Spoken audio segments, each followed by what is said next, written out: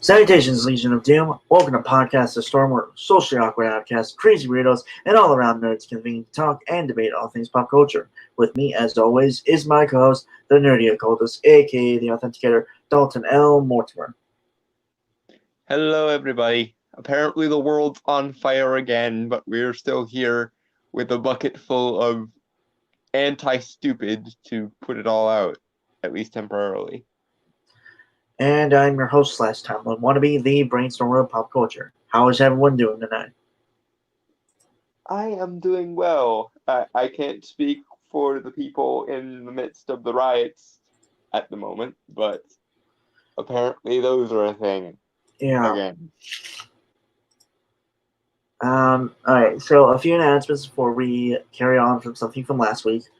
If you guys notice in the description down below, we have a Discord, and I will now be posting links every week to the Discord. Speaking of which, I have it pulled up, so just to give a preview of it. This actually took a long while to set up, not gonna lie. It's fairly simple and generic, I suppose. And yeah, so if you guys want to join and chat with us off stream and stuff, and there's also a chat room for when we are streaming to talk to us, so we don't have to, in case you guys can't get to YouTube. So yeah, we got that.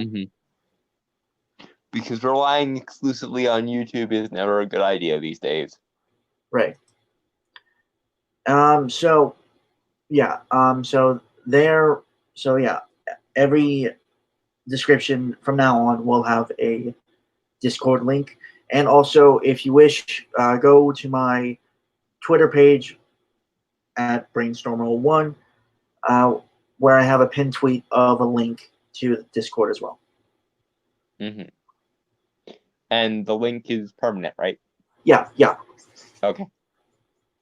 Just wanted to make sure you remembered to do that, so we don't have to constantly be replacing the link. No, I figured out how to do that like day one. So. Oh, okay. Huzzah! Yeah. So yeah, go check out the official Podcast of the Storm Discord server. That is its actual title. So to carry on from last week, we were covering an article from The Vulture about the Snyder Cut. We unfortunately had to cut it due to time constraints. And also, it was like super fucking long. Yeah, and it was some grade A motherfucking stupid. Yeah. I was able to find where we ended. And for anyone that doesn't remember, this article is called "What Hath the Snyder Cut Wrought?" Yes. Because apparently, sounding like a biblically pompous aristocrat is what this guy unironically went for. Right. Okay. So to refresh you guys' memories, What Hath the Snyder Cut Released? This is by Abraham Reisman. If you wanted to know how we covered the first, go to Podcast of the Storm number 64. That is I updated the podcast episode list as well. So if you need to go there, if it's easier, go there. So yeah, we're just continuing on from last week. just to save time. Mhm. Hold on. And also, excuse me, like this thing. So, okay. And I got lost where we. No, no, never mind. Never mind. Found it. I found it. I found it. And this concludes your regular interval of technical difficulties on Podcast of Yeah, the Storm. But but anyway, yeah, we. previously on Podcast of the Storm, and now the conclusion. Yeah. Okay. Um, I feel like we need to reread a little bit from last week to Yeah. like so. Again, previously on Podcast of the Storm. Right. Okay. Will our heroes be vanquished by the vulture's exquisite pile of abject stupidity? Find out next time. I'm sorry, folks. I'm a little out of it lately. So just give me. All right. With HBO Max on the way and in need of flashy initial offerings, such content is worth its weight in gold, even if the long-term price paid in the relationship between fans and creators is far more exuberant. Mr. Reisman, if there is a price to be paid in the relationship between fans and creatives, it will be paid by the creatives. And in my humble estimation, that is a good thing. People should be accountable to the people that buy their things, or support their things, or like their things. If a creative person is to be accountable to anyone, it should be their audience, whether or not there's a financial element. And given that in most cases there is a financial element, then certainly the people who make art should be accountable to the people who pay for that art and who make other people inclined to pay for that art. Because PR is kind of important. I don't know if y'all remember that, but advertising is a good thing. And free publicity is one of the great wonders of the world in artistic circles. Surely for this, it's not unreasonable to expect that people should actually like the things that they want to like. And if you are that much of a pompous dickhead that you would rather snub your nose at everyone who's ever liked a thing purely for the sake of some kind of quasi-aristocratic sense of righteousness, then you can go fuck yourself, along with anyone and everyone who would agree with you on that sentiment. Moving on. Right. Then there's the narrow casting factor. In our fragmented media landscape, entertainment firms long ago realized that your best bet is to cater to your most devoted and vocal fans who will show up no matter what, rather than try to Yes. satisfy a broad or ideal audience. I'm sorry. Okay. This is where not only is he wrong, but I fundamentally disagree with him, and he's wrong. Okay, here's the thing. The reason most people don't check out a given art form has nothing to do with whether they actually think they're not. It has nothing to do with whether they're actually going to like it or not. Most of the time, people are risk averse when it comes to entertainment. Meaning that the average populace of civilization is not very likely to risk something on entertainment. However, there is a hardcore fan base of nerds that don't give a shit about norms and decorum in society and are willing to give basically anything weird and high concept a chance. What we found in recent years with society is those people, i.e., the people willing to risk their lot on entertainment, were right, generally speaking. The nerds were right. And they weren't right because something were victimhood. They were right because they were meritocrats. They saw that art of a particular kind had value, even though everyone around them said it didn't.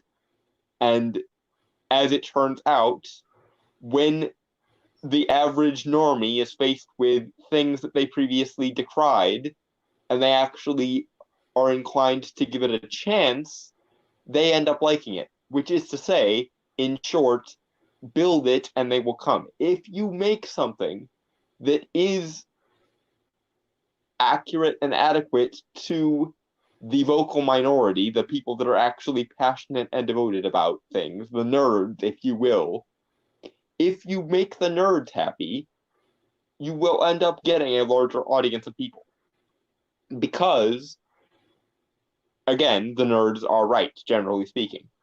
And given that the nerds are right, if you create something that has a value equivalent to the original source material, and you put it on a broader stage so more normies have a chance to see it without the risk of being mocked or laughed at, which is why movie adaptations and TV adaptations are so popular, because they take otherwise obscure source material that people have been devoted to for a long time, and they give it a more democratic hearing, because most people are more inclined to watch TV or movies than they are to pick up books or periodicals or comics.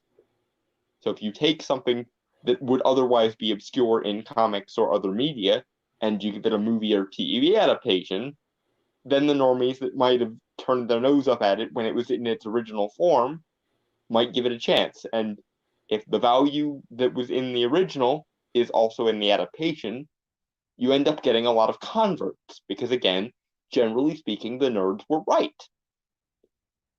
So yes, it is perfectly reasonable to pitch to the vocal minority, as you put it, because those are the original fans.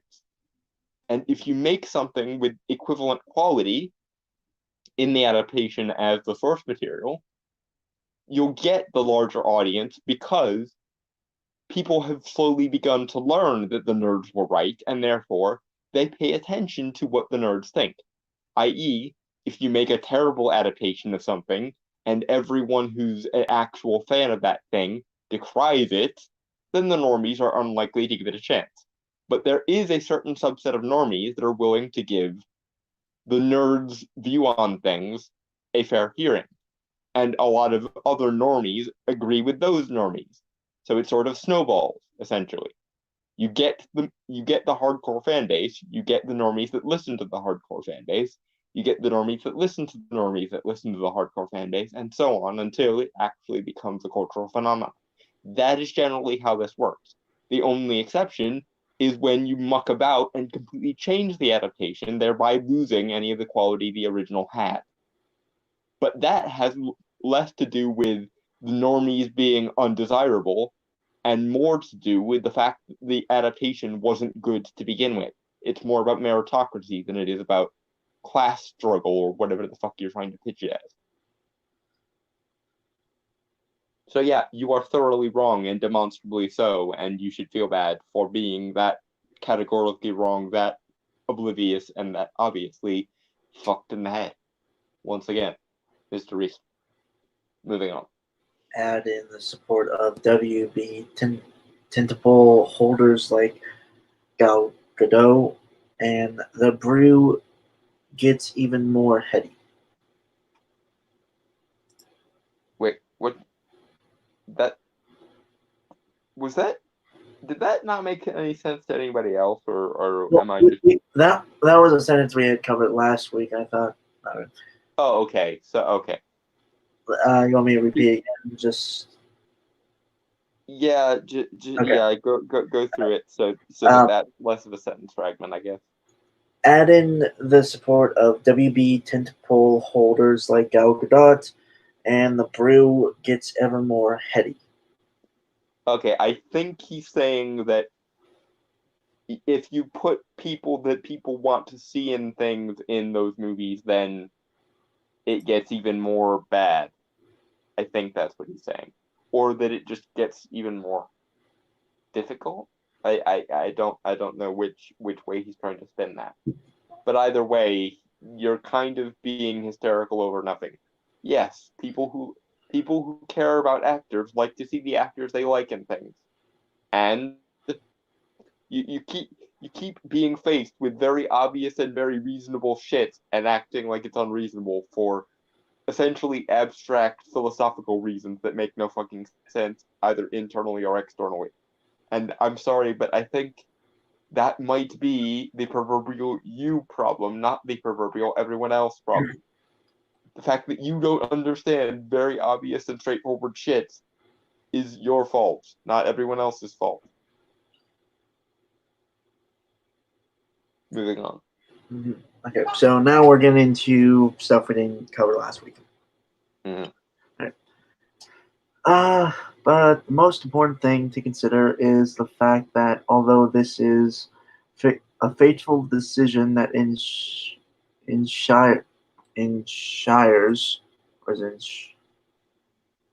in Shires and extends the bullying gets results mindset.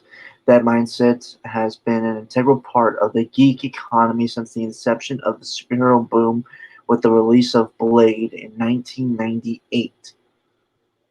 Okay, several things wrong with that sentiment.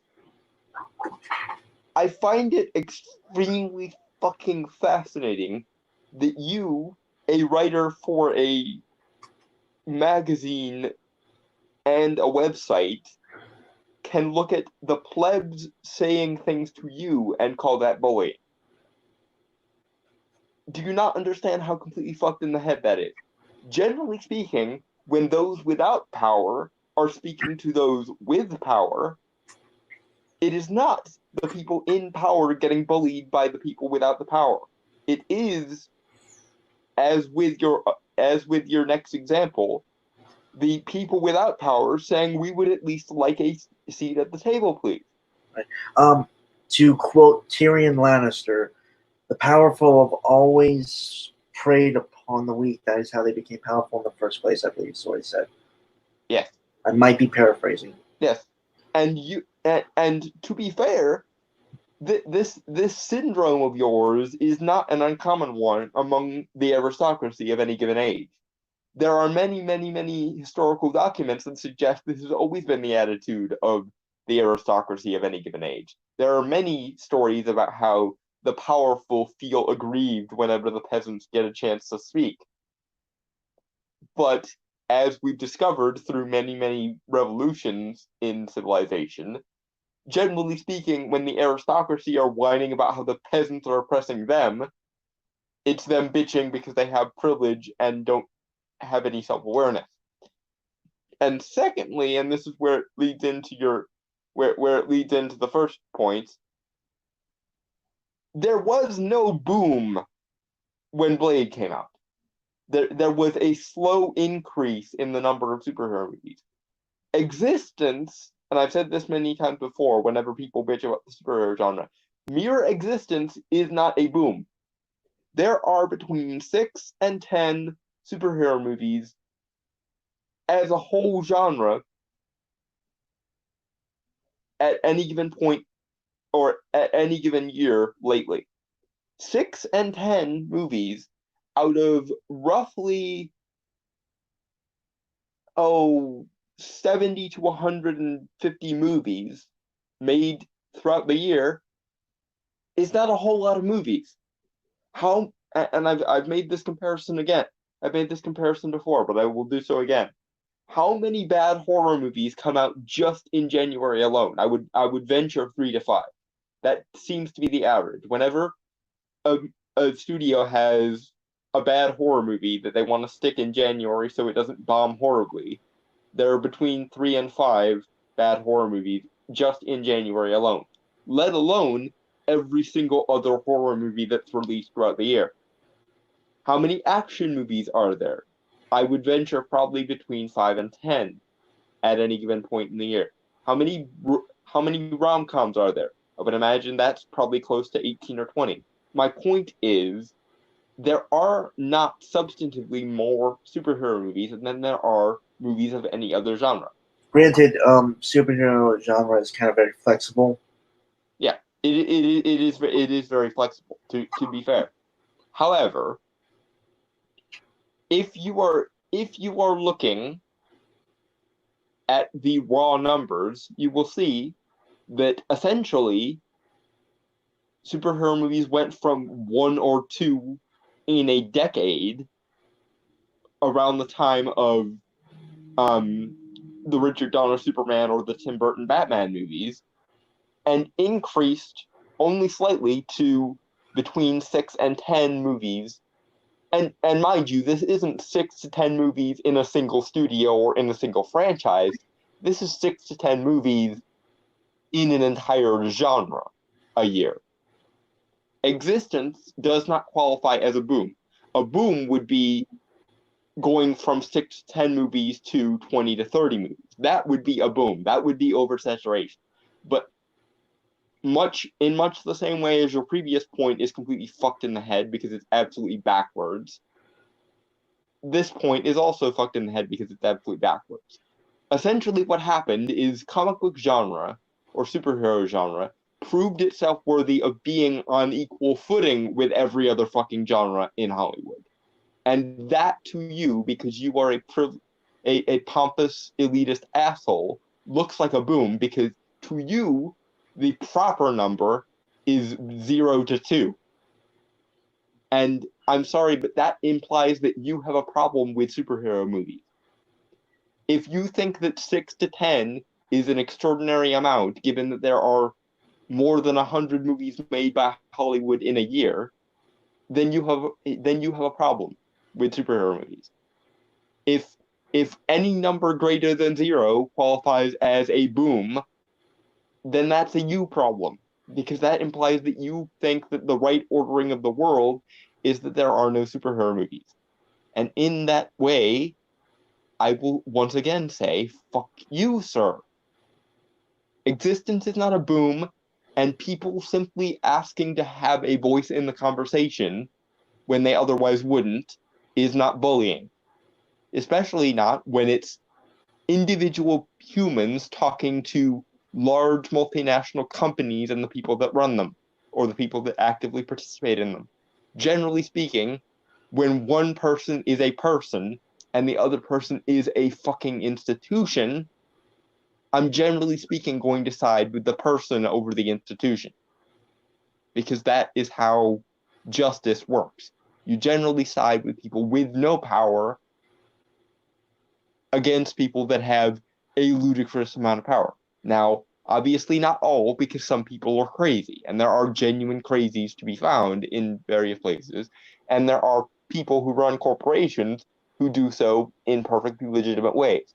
But as a general rule, if someone is accusing an individual person of bullying them and they're the head of a large corporation, that does at least strain credibility a little bit. When the king says, all these peasants are harassing me, you can surely take the king's word with a grain of salt there.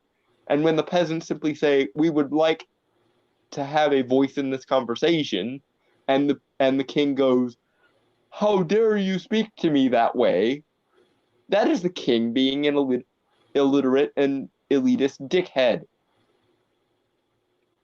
So which do you think you are in the situation, sir? You're on the side of corporations. You think that simple existence as a genre is a boom, and you think that it's bullying for essentially plebs with no power to want a voice in the conversation against large corporations. I think you might just be an absolute elitist dickhead, if I'm being entirely honest. Moving on. Right. Okay. So,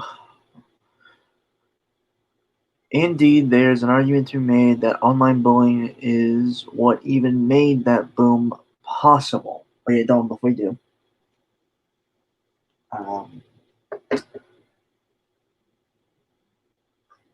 The fact that it's not even really relating much to the Snyder Cut, from general sense, from what I'm reading, it's just him going on. It's just him going on a spiel about superhero movies.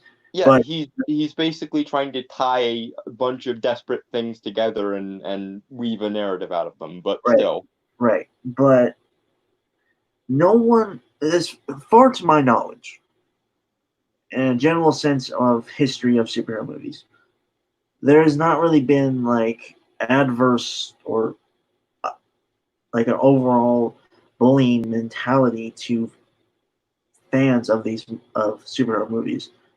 They get a movie, they're excited about it. If it sucks, then they critique the film. Yeah. That's generally how I've seen it. Yeah. Okay. And further to that point, unless you had something else to. No, I that's all I gotta say. I can't think of anything. Okay. Further to that point. Once again, you are framing this completely backwards, sir. You are calling something bullying when it categorically is not.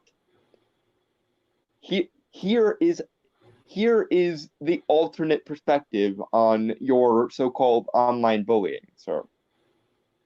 Geekdom was a fringe subculture of people who liked weird shit. This weird shit was demonstrably valuable, but nobody wanted to give them the time of day because they were weird. And people are the sorts of, and people in general like taking the path of least resistance. They like when things are sane and normal. And anything that doesn't look sane and normal to them is a pariah because people don't like dealing with weird shit unless they themselves are weird.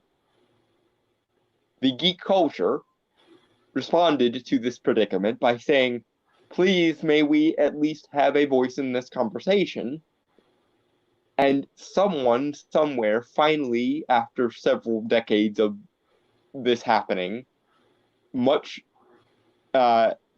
expedited with the help of the internet, because geeks were the first people to adopt the internet, and in so doing had power over the internet where they wouldn't otherwise. Through the use of this tool, the internet, which was adopted primarily by geeks first, someone finally decided to give geeks a voice in the conversation. And when those geeks were finally allowed to talk, some people in the normal sphere of society went, gee, it seems like these geeks really have a point. Maybe we should have listened to them all along. Maybe we should actually rise them up to equal footing with everybody fucking else.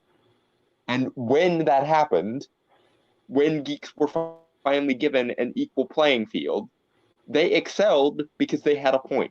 They excelled because essentially all those decades of people telling them, that stuff you like is so weird and irrelevant, I'm not going to listen to you. All those decades were useless normative bullshit, and the geeks were right. And because the geeks were right, the geeks excelled at this discussion when it was on equal footing. And because geeks now finally have proved themselves, it looks to people like you that there is a boom when in actuality, it's just existence. And I will say this as many times as I have to. Existence, mere existence, is not a boom. One person sitting at a table among, one person of a particular demographic sitting at a table among 5 other demographics is not a boom.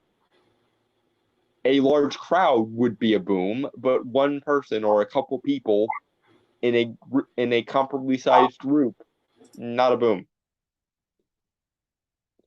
So yeah, you're not being genuine when you're saying online bullying, or what you define as online bullying, was instrumental in getting the boom in the first place.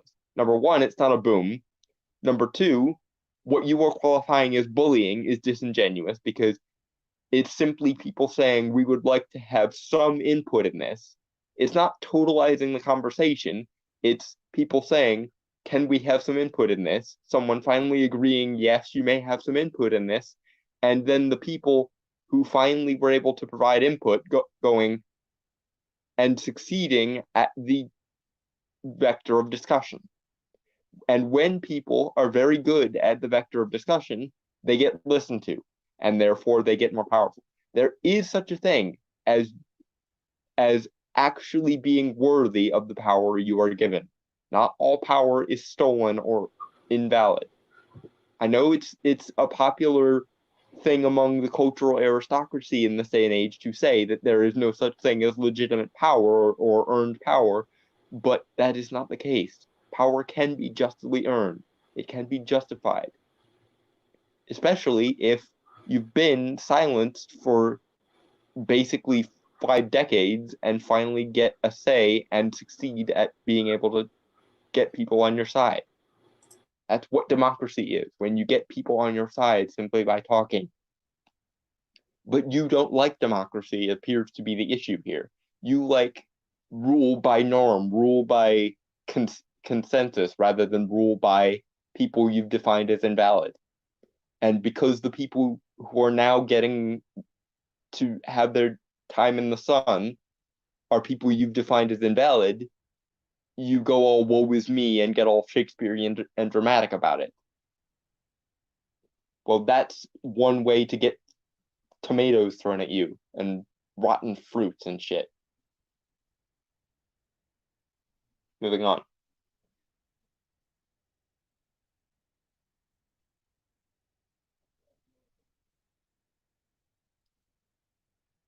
Unless he's away from the mic.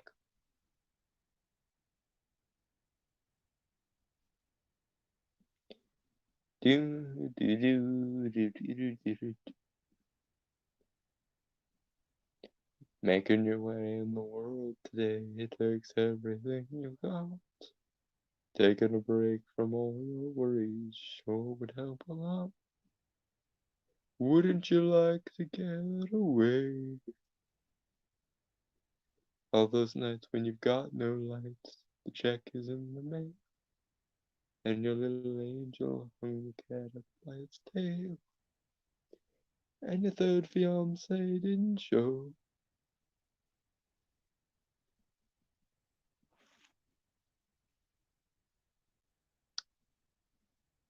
Sometimes you wanna go where everybody knows your name. Sorry, I had to get my KFC. Okay, delicious, by the way.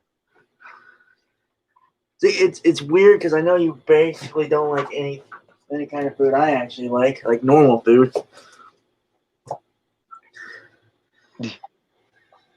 Well, I mean, everyone can agree that KFC is awesome, except for people that are either allergic to chicken or are vegan stroke vegetarian. Ironically, I'm not a big fan of KFC. Like, mainly they're like fried chicken. It's too greasy for me. Okay, now it's my turn to look aghast into the distance and wonder what the fuck's wrong with you. But okay, so where was I? What's my is what I'm trying to figure. Oh, okay, yeah. No, Online bullying was instrumental in this boom in the first place, or something along those lines. Yeah, got it. All right. So after the critical and commercial failure of Joel Schumacher's campy and truly wonderful Batman and Robin in 1997, critic Harry Knowles, back then an icon among online nerds for his running of website Ain't It Cool News, inaugurated a campaign of hatred and letter writing against Schumacher. Okay, I feel like you're gonna go on a big rant there, Dalton. So, go ahead. Well, okay, I'm not gonna condone what Mr. Knowles did because that's kind of stupid and just, I mean, I can understand it from a fan perspective, but I think it's kind of stupid what he did, and also context as well. Okay. And I don't remember it being like a big thing on in any because I've done research on stuff, but I don't remember it. Yeah. No. To be fair, this was 1994, so it might have just been before our time. That said, because of the disingenuous way his last 2 points were framed, I'm not gonna take Mr. Reeson's word for it here. I don't think there was a campaign of hatred, because here's the thing: it's very uncommon for people to rally around the concept of hatred. Most people rally around the concept of passion for something. And hatred comes out of when something that people are passionate about gets fucked with, as is the case with Joel Schumacher's Batman and Robin. I agree that it has some campy value to it. I'm not gonna lie, it is extremely riffable. But that said, it is perfectly legitimate for people to be pissed that, especially given the quality of the Tim Burton movies, it is perfectly legitimate for people to be pissed that essentially there's a backslide to the campy Adam West days. When we were finally getting some serious Batman content. But yeah, no, I'm not going to play your game. I'm not going to let you frame this disingenuously, sir. This wasn't a campaign of hatred. It was a campaign of people who liked a thing and then were vastly disappointed by that thing. That's not hatred. That is quality control. And given that the fan base of something is generally speaking what supports it in a commercial context, it is perfectly legitimate for the people essentially paying for the material to criticize the material. It's okay. I'm going to put this in terms that hopefully he will understand. Sir, since you are a member of the upper class, as we have evidenced through most of this article, I'm going to put this in very upper class terms for you. Let's say you paid an artist to create a sculpture. And let's further speculate this sculpture turns out to be ugly and has nothing to do with what you asked the man to create. Mind you, that you paid for a custom sculpture created to your specifications. Would it be bullying or belligerent of you to then point out to this person you paid to create this piece of art that this piece of art has nothing of value as you defined it and has nothing to do with your specification? I would say no. I would say, given that you paid for this piece of custom art and you specified what you would like in it, the bastard who didn't give you what you wanted and instead basically copped out with his own artistic integrity, quote unquote, I would say that in that case, the bastard who didn't sculpt the thing you wanted him to sculpt is in the wrong. And so too are adaptations of fan material accountable to what the vast majority of fans think. And given that in 1994 particularly, geek culture was still very much in the realm of a vocal minority, it does make sense they would have to put more effort in to be heard than other people would. Because generally speaking, when your opinion is the unpopular opinion, you have to put in more efforts to get it heard. When there's actually a system fighting you, then you need to fight harder to be on equal footing with them. If you're a black person in the 1950s in the South, and you would very much like Jim Crow laws not to exist, you've got to put a lot more effort in than the white bastards trying to keep segregation. Do you see? I realize that was a very serious example and probably not an entirely appropriate one, but I'm trying to reach you in your own paradigm here. And likewise, if Hollywood makes a movie based on something that the geek culture is accountable for, then they too, especially in 1994, have to be vocal. Otherwise, they don't get the shit they need. What? 1997. Not 1994. Oh, sorry. Regardless, I thought it was 1984, but I think that might have been the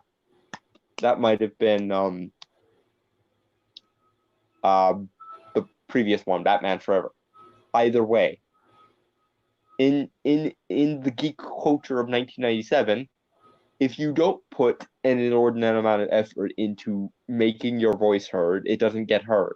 And no one is going to go out of their way to listen to you if you don't make your voice heard. So people go out of their way to make their voice heard. But because it sometimes takes a little bit of shouting to get your voice heard when people are actively avoiding hearing it, And because the aristocracy is very much focused on nothing but norms and decorum and politeness and the phrasing of things rather than the content of things, when people shout something that is very obvious, the aristocracy goes, "How dare you speak to me that way?" Even though the people in question are usually saying something substantive, which again usually boils down to, "We would like some say over this thing that we are accountable to, please." But because the aristocracy doesn't like hearing that, they generally get very affronted and very offended and very moralistically outraged because the uncouth peasants are trying to talk to me and I don't want them to talk to me that way, and so on.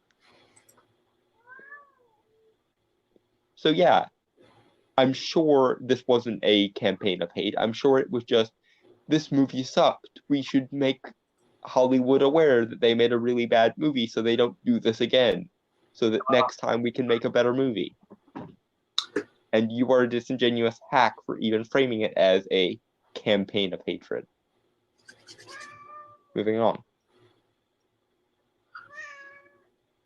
And in due course, Schumacher was booted from the franchise. We'll never know exactly how much that was due to the abuse of Knowles and Company, but the industry certainly perceived them as the victors and a new force to be reckoned with. Okay, don't again before you do.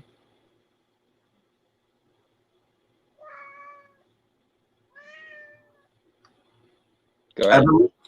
Sorry, I had to finish the biscuit. Anyway, what I was going to say was basically, basically what you had said earlier, about kind of the backpedaling of the franchise from Burton to basically like Adam West Batman with those movies. And I believed it was general audiences as well as fans of Batman that didn't like that. Yeah. It was basically everyone. And it wasn't a campaign of hate, which we have kind of determined was a disingenuous telling by Mr. Reisman. Yeah. And just the fact, I think, mostly because I think Joel Schumacher didn't also want to work with Warner Brothers at the time, because I remember certain interviews and things saying that he was basically kind of forced to kind of do this kind of thing, and also studio interference and stuff like that. Or also and incidentally, whoever forced Joel Schumacher to do this in the first place, you may go fuck yourself, because you're the reason the Tim Burton movies ended before they should have.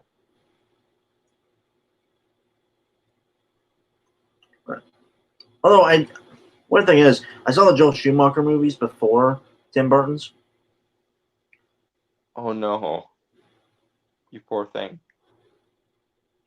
I can see the issues with them, but I think there's always something there, and it's I from what I gather is that studio interference kind of messed with the vision of the director. Mm-hmm. Although he specifically admitted later on, after he came to terms with the fact that he made a bad movie, or two bad movies rather, that he wanted to make essentially a send up to the Joel Schumacher one, or to the Adam West one, and didn't know anything about the comics. So that was the whole issue. He thought it was still the campy 60s for kids franchise. He hadn't even seen Tim Burton's version. Oh. Which in and of itself, stupid.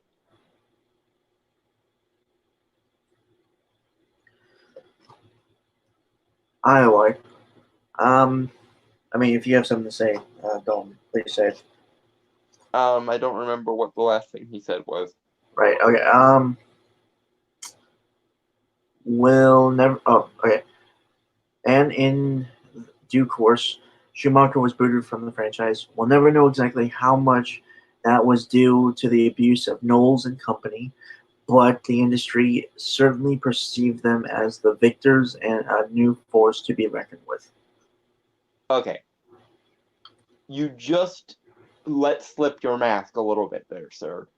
you admitted that they were a new force to be reckoned with.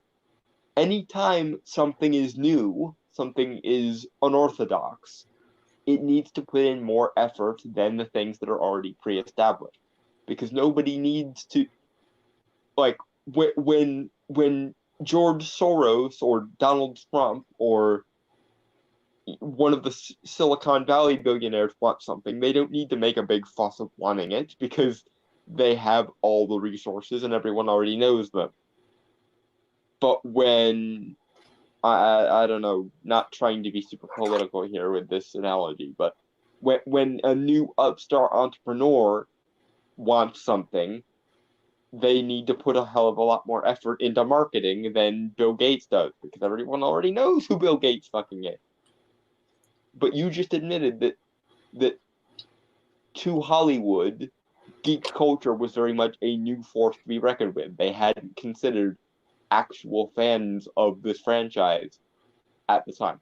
And in many ways, they still haven't, because they're still pompous, elitist, old guard critics who want to think they understand the fan base better than they do themselves, and therefore Hollywood doesn't actually ever listen to the fan base. Hollywood still has issues listening to the fan base, which might just maybe explain why fan bases tend to get peeved with Hollywood. Because when you've been saying the same thing for going on 20 years, and people still haven't fucking listened to you, or even worse than that, if people start making philosophical hit pieces about how they understand your motives better than you do, yeah, I would be pissed too, and I have been that pissed guy before. When I'm telling you in black and white and red what my opinion of this is, and you conjure up every reason why I'm wrong about my own opinion, then you are a fucking moron and you deserve to be yelled at that point. Now, granted, there are actually abusive assholes who are uncouth and who genuinely don't really have anything substantive to contribute and are just yelling. But the ratio of people who are idiots and are just yelling for the sake of yelling to the people who actually are trying to convey some kind of point is rather lopsided, I would think. And in my experience of geek culture of the last 24 goddamn years, I would say that generally speaking, it's the people with the point more often than it's the people who are just yelling for the sake of yelling. Which isn't also to say that fandoms can't ever get out of control. But generally, the easiest way to get fandoms back in control or under control is by seeing what reasonable things they're asking for and providing them, rather than abstractly creating a framework whereby they are evil or villainous or stupid or some other invalid thing. The more you call a fan base invalid or stupid or uneducated or immoral, the louder they're going to get, because the more obvious they're going to need to say, we have a point, goddammit, will you listen for 5 minutes, rather than trying to explain how you know our own intentions better than we do. Moving on.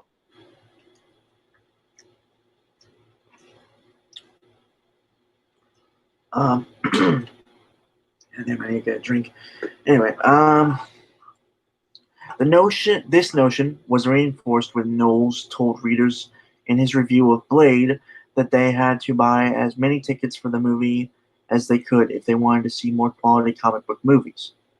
When the flick was a surprise smash, conventional wisdom held the online geekdom's enthusiasm was the operative factor. Okay, so I'm kind of a fan of Blade. I'm not gonna lie. Yeah. It's a good movie.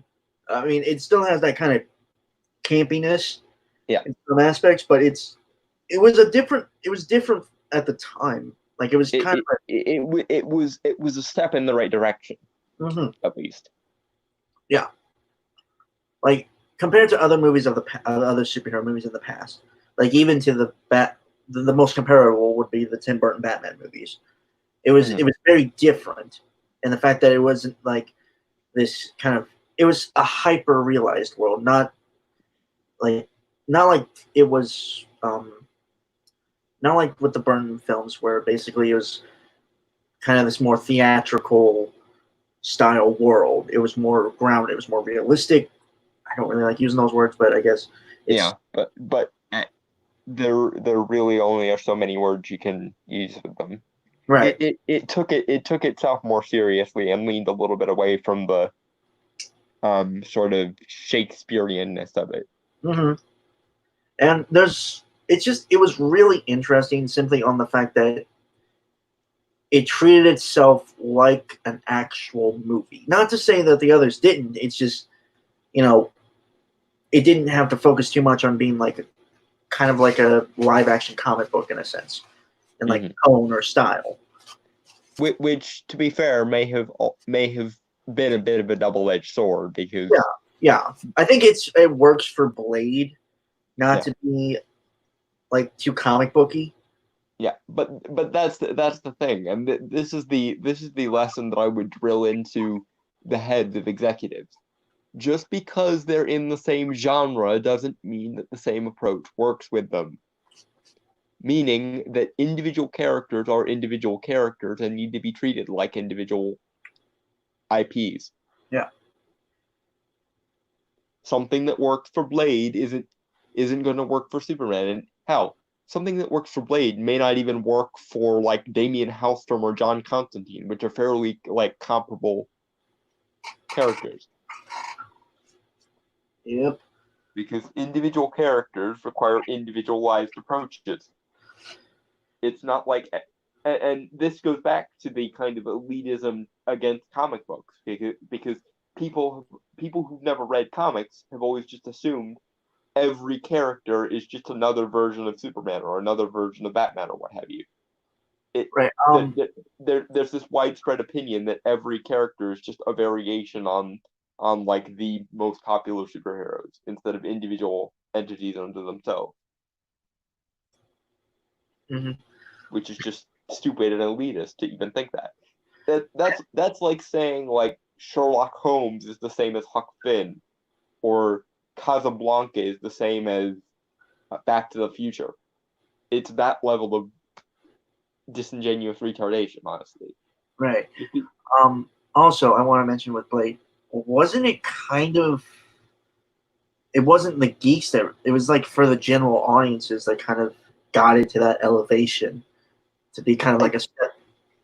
I definitely think that the geeks were a factor in it. Yeah. I'm not saying that they weren't. I'm just saying like overall, I think the reason why it became so big and kind of a cult hit in the sense. Well, but I think it goes back to my point earlier. If you at least attempt to please the geeks, then you'll get the normies that would have agreed with the geeks if they had given it a chance before.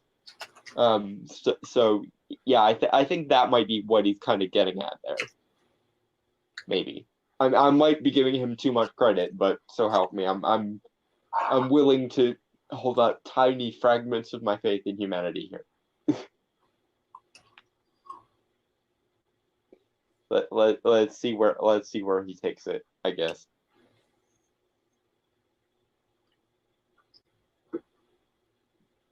After you finish eating whatever it is you're eating, I guess. It's chicken. All right. So, as Lauren Schuler Donner, producer of 2000's X-Men, once told me, if we had gotten a bad review on AICN, it would have killed the whole franchise. I feel like that's like an overstatement.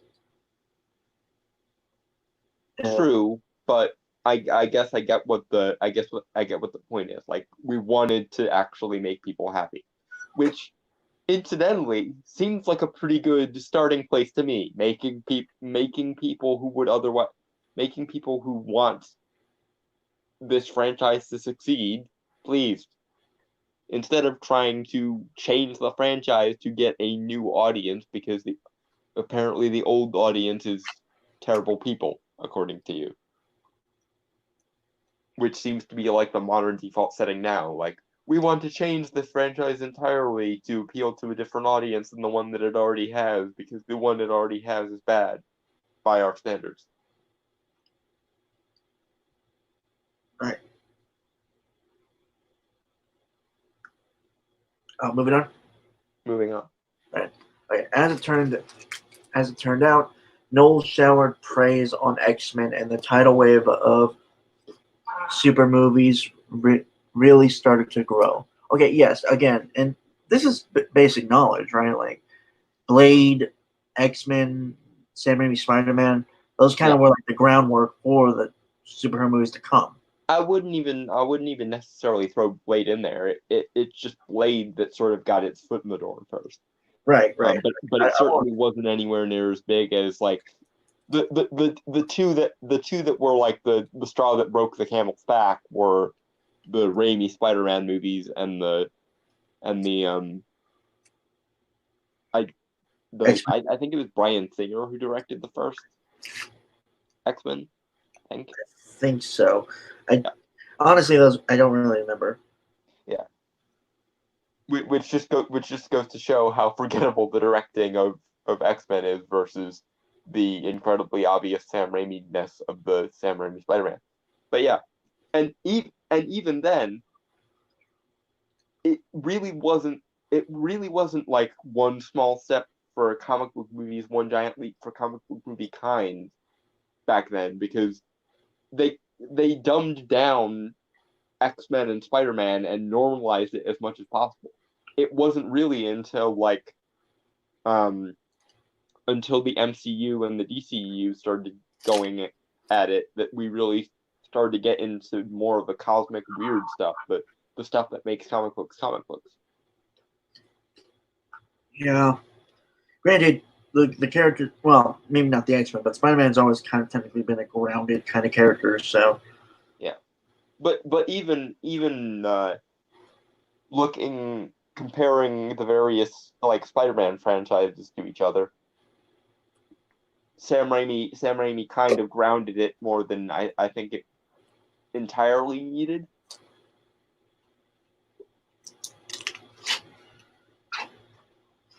Yeah. But a first step is a first step. I get annoyed when people conflate like X-Men and Spider-Man with like a Nolan Batman or a MCU movie. Like they're not the same, because much in the same way as you have to test a video game program before you can make the actual game. I look at like the Richard Donner Superman and the Tim Burton Batman as like the alpha testing stage of the superhero genre, and then the Blades and X-Men and Spider-Man are the beta testing, and then finally when we get to the first Iron Man and the second Tim Burton, or not Tim Burton, but Christopher Nolan movie, that's when we actually get to like the infancy of the comic book genre.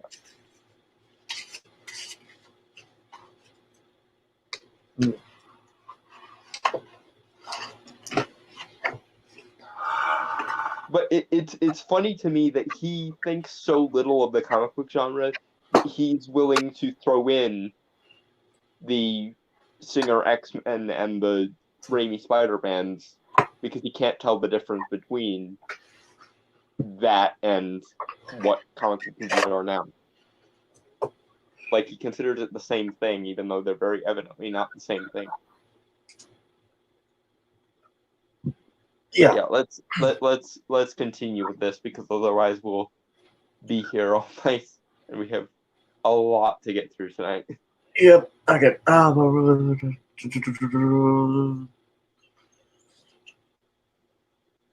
Okay. What allowed its success was corporations' swift adjustment toward giving fans what they identify as lucrative, what they demand, while subtly nudging them toward demanding what the corporations want to give them. I'm sorry, what?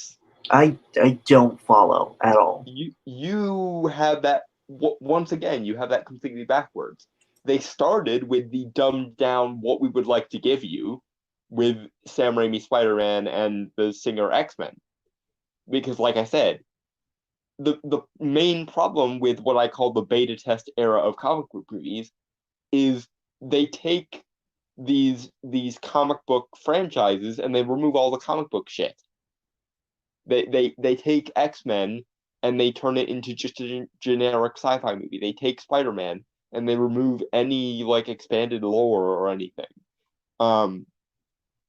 Yeah, if anything, the last decade or so has been the story of fans slowly getting more and more of what they actually want instead of what corporations are willing to give them. Because as I've said many times, the main problem with the Fox X-Men movies and the Sam Raimi Spider-Man movies were they were comic book movies that were ashamed to go full comic book.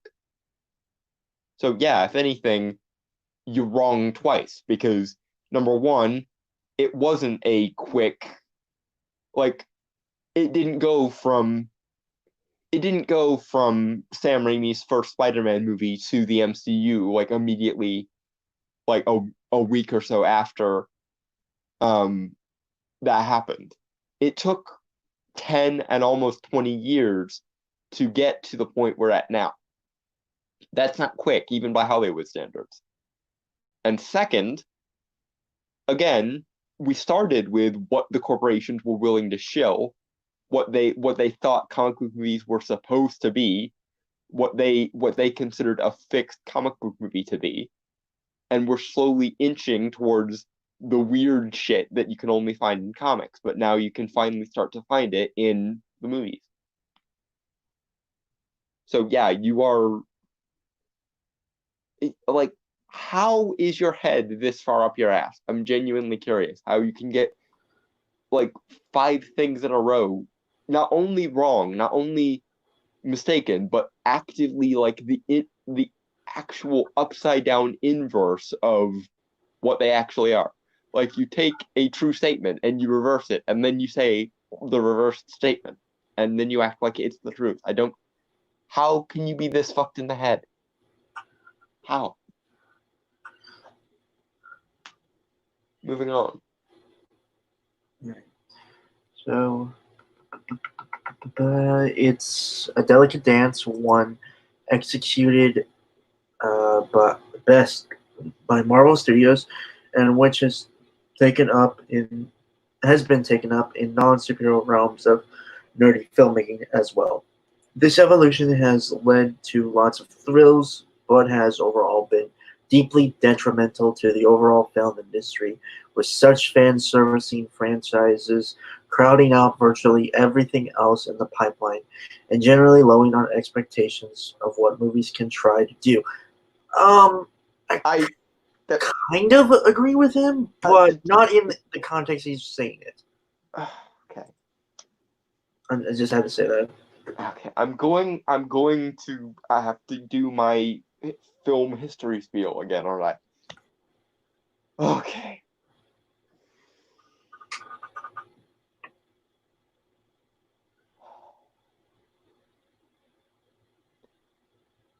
I just there's so much rage here. So I'm going to try and be calm for like the first 5 minutes. Sir, every single motherfucking time there is a new genre in Hollywood. Every single one. You go through a phase of slow development where there are movies that are sort of tangentially related to the genre that would eventually spawn from them. And as these become more lucrative and braver, the genre becomes stabilized. And then for a short period of time, it becomes the dominant genre in Hollywood. Now, this relates to the comic book genre in the simple way that that is essentially the same thing that happened with comic book genre. As we've just gone through, existence is not a boom. 6 to 10 movies a year in an entire genre when there are 15 to 20 to 30, probably close to even 50 horror movies a year. Same thing with action movies, same thing with sci-fi movies and so on. You can look at that and you can think that fan service genre or genre filmmaking has crowded out all the other genres. So apparently in your mind you can't make a horror movie today because genre stuff has credited out, or you can't make a romantic comedy today because genre stuff is credited out. Okay. First things first, you're wrong because it's 6 to 10 movies in a 100 to 150 number of movies industry a year, which is simple existence basically. And further, you're wrong because in the days before the comic book genre or the genre boom, as you refer to it, the most successful sci-fi franchise was Michael Bay's Transformers, and almost everyone in the film industry and the critical industry and every industry you can imagine calls the era between about 1999 and 2005 the dark age of cinema, because there was no because basically there was no dominant genre in Hollywood that challenged people. When Hollywood is healthy, there's a dominant genre. In the 30s, it was the Universal horror movie monsters. In the 60s and 70s, it was the Western. In the 80s, it was the birth of the like sci-fi family movie. In the vein of like Ridley Scott and Steven Spielberg and so on. In the 90s, it was the action, it was the, you know, testosterone fueled action movie, and also subletted by like the romantic comedy genre for girls. Like Meg Ryan was in like 5 movies a year back then. But yeah, when Hollywood is healthy, there's a dominant genre. When genres get overexposed and die, there's always a lull period. And in the lull period, in this case, between 1999 and about 2005, you can find articles from critics in just about every time period in Hollywood history where people will say something to the effect of, "We're so sorry we were so mean to X genre. It's actually a good thing when there's a dominant genre in Hollywood. We need to find another one."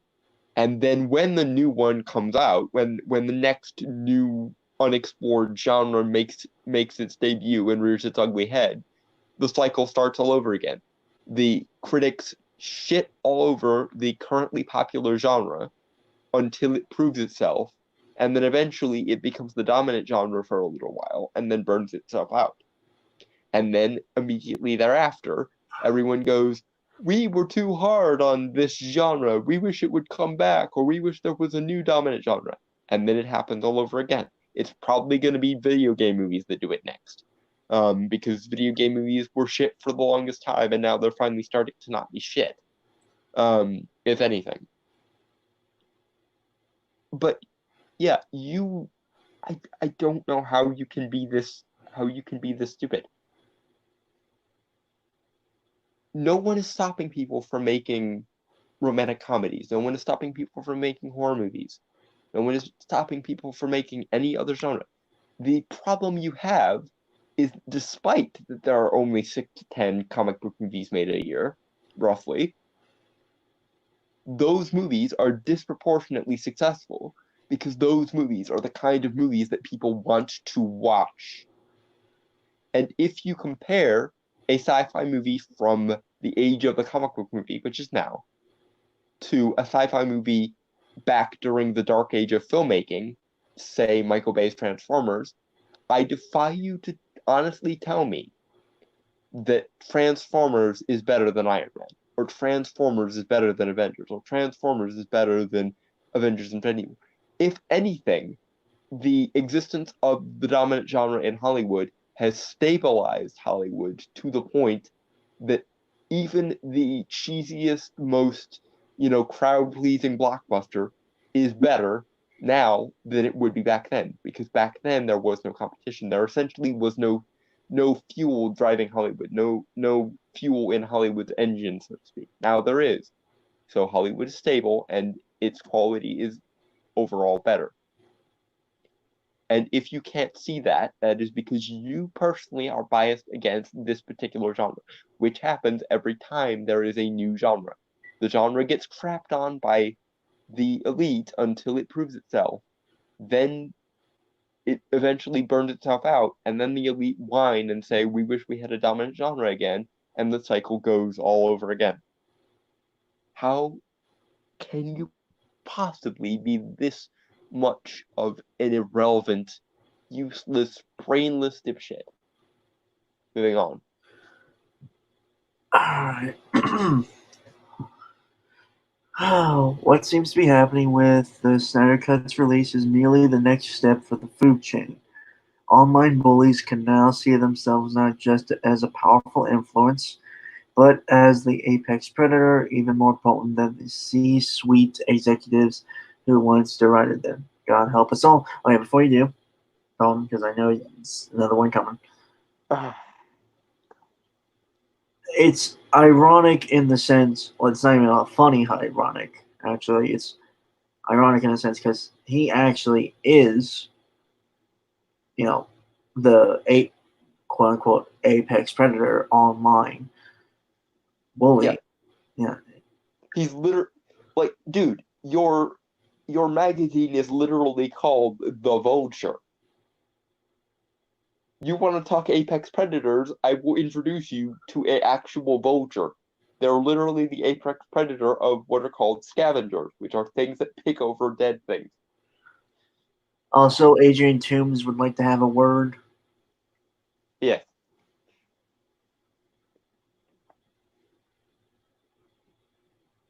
Is that all? I thought. No, I thought you had more. No, I'm good. I thought I'd add that. Yeah, okay. So, okay, I'm gonna need you to read it again because there was so much stupid. I think it short-circuited my brain for a second. It's fine. I think it happened to me too. Anyway, what seems to be happening with the Snyder Cut's release is merely the next step for the food chain. Online bullies can now see themselves not just as a powerful influence, but as the apex predator, even more potent than the C-suite executives who once derided them. God help us all. No one in any fandom, no one in any fandom thinks that they are more powerful than the executives that run these companies. No one. And therein lies the problem. Because, you see, when you take away your stupid backwards framing, you find that that essentially means the people who make art are not accountable to the people who sustain and consume the art industry. Because I hate to continually have to remind you of this, but film is an art form and movies are pieces of art. Yes, they are also product like every other art that's ever been sold to a human being, but they are first and foremost art. And if the people who make the art are not accountable to people who consume and sustain the art, that is a problem. What you are essentially decrying, sir, is people who otherwise would have no voice having one. And how exactly is the Snyder Cut fiasco a step up on the food chain?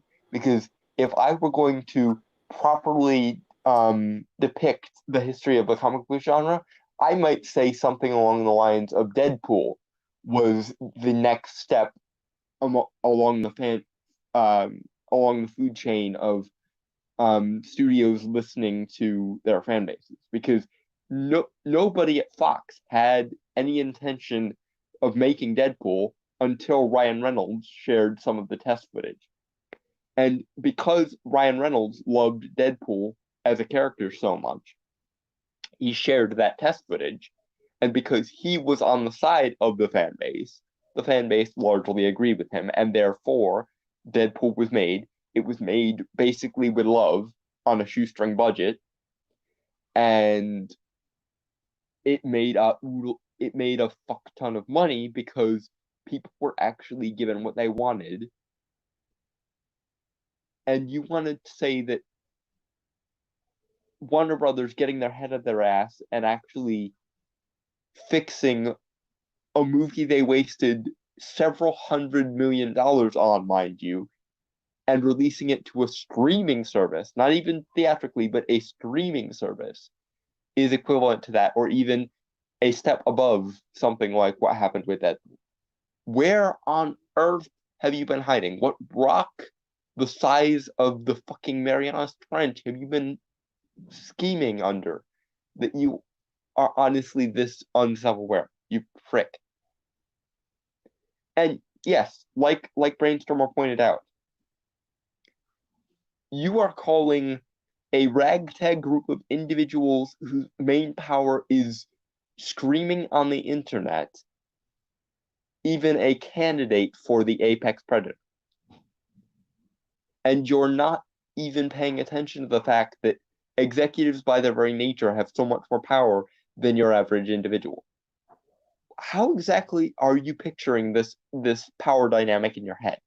Mind you that you are a entertainment journalist that people in Hollywood actually generally listen to, because there is a tendency in Hollywood to at least read the trades of the entertainment trades and that sort of thing.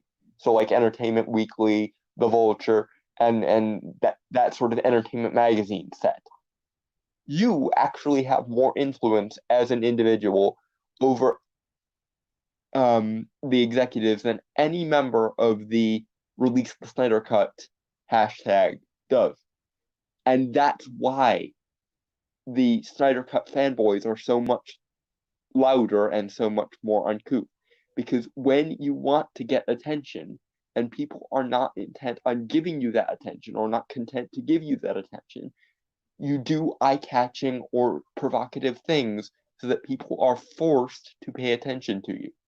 You don't have to be uncouth and provocative because you are a paid journalist who gets literally paid to write shit and speak about shit. But they do because they don't get any such luxury. When they want something, they have to actually work for it. You don't need to work for it because you are in the club. You're in the entertainment aristocracy. You're a member of the culture. So you can just politely ask, can we please have X? And you're within a decent chance of getting X, especially if you can get your friends to also produce articles about wanting X.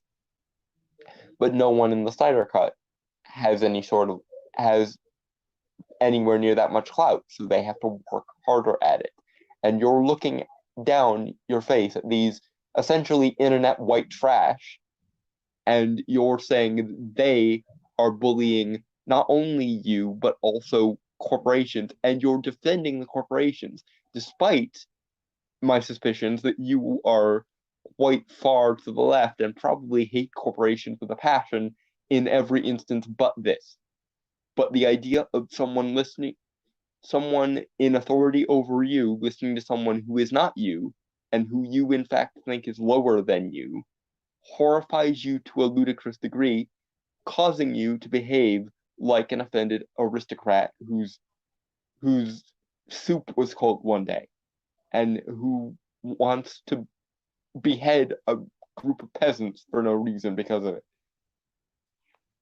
And you don't understand how that makes you the pompous elitist bad guy and everyone else the well-to-do freedom fighters. This is how fucked your brain has to be to make this work. Moving on. God, this guy likes to hear himself talk. They always do. Yep. He gets paid to write articles for a living, so I imagine he does enjoy seeing his words crowd everyone's screens. It's weird. I've written novels, right? Mm-hmm. Well, kind of novels anyway, but You're working on it anyway. yeah. And And I think my chapters are not as long as these. And I mean, I wrote a prologue that was like, well, no, I wrote a first chapter that was like a little over 1,000 or so words. And none of them were like, oh, woe is me, people I don't like disagree with me on something and are actually being listened to. It was a fantasy story, dude. Yeah, no, but that's the point I'm making. He can waste more words than the average person even knows on whining because people who he dislikes are getting listened to and he's not. And you and I wouldn't waste this much time on a single chapter of a book. Yep. Ah. Right. And yet he still thinks he's the poor oppressed one, and we are bullying him or loudly disagreeing with him on something and actively trying to undermine him because he's a moron. Yep. This is straight torture. He's the one technically bullying us. Well, to be fair, we did bring this on ourselves, but Fair enough, but it still sucks. Yeah. All right. The one cause for hope here is that maybe, just maybe, if the Snyder Cut succeeds next year, studios will start listening to other kinds of marginal but passionate fans. God damn it! This okay, so, motherfucker, he's going here. I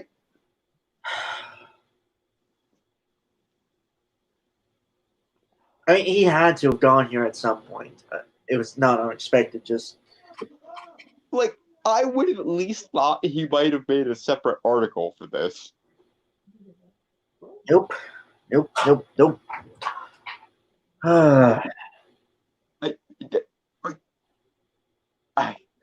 I'm kind of defeated here. I thought he was just going to go the standard, like, people I find invalid are being listened to and that's bad read, but not only did he spend an inordinate amount of time doing that, but now he's going to tie in the people should listen to people I consider morally valid argument. And like, I'm used to both of these arguments, but seeing them tied together is just it's like looking into the eyes of an angry Cthulhu. right. My main issue is it literally has nothing to really do with what he was saying earlier in the article at all.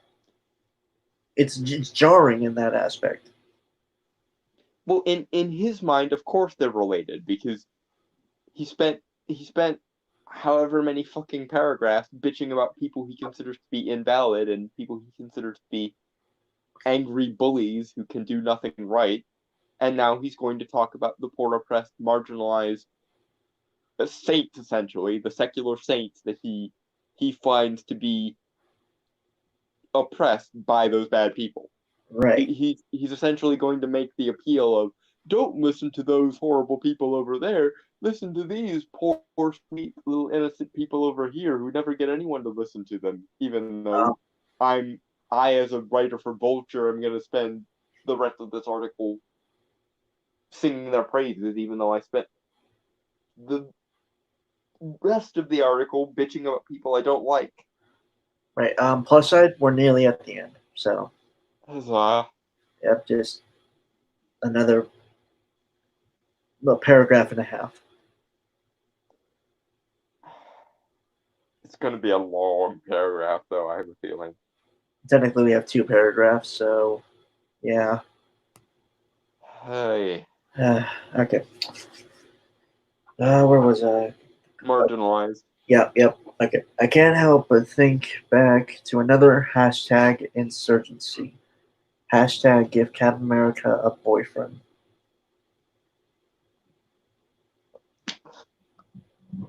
What in the blistering, immortal, trooping name of fuck?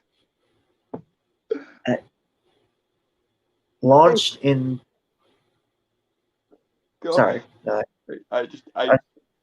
Not only did he go marginalized, but he brought in a completely disparate topic, and wow. Right. That's my big issue is how like non-structured this is. I mean, it has a structure, but it's so disorganized. This is the kind of world-shaping stupidity that bends fucking space-time into a black hole and swallows everything in creation. Right. Okay. Fuck. So where was I? All right. Launched in 2016, 4 years ago, by fans of Marvel's Star Spangled Avenger, the campaign did what it said on the tin. It called for a canonization of long-cherished fandom belief that Captain America is a queer man, prone to falling in love with companions like Tony Stark and Bucky.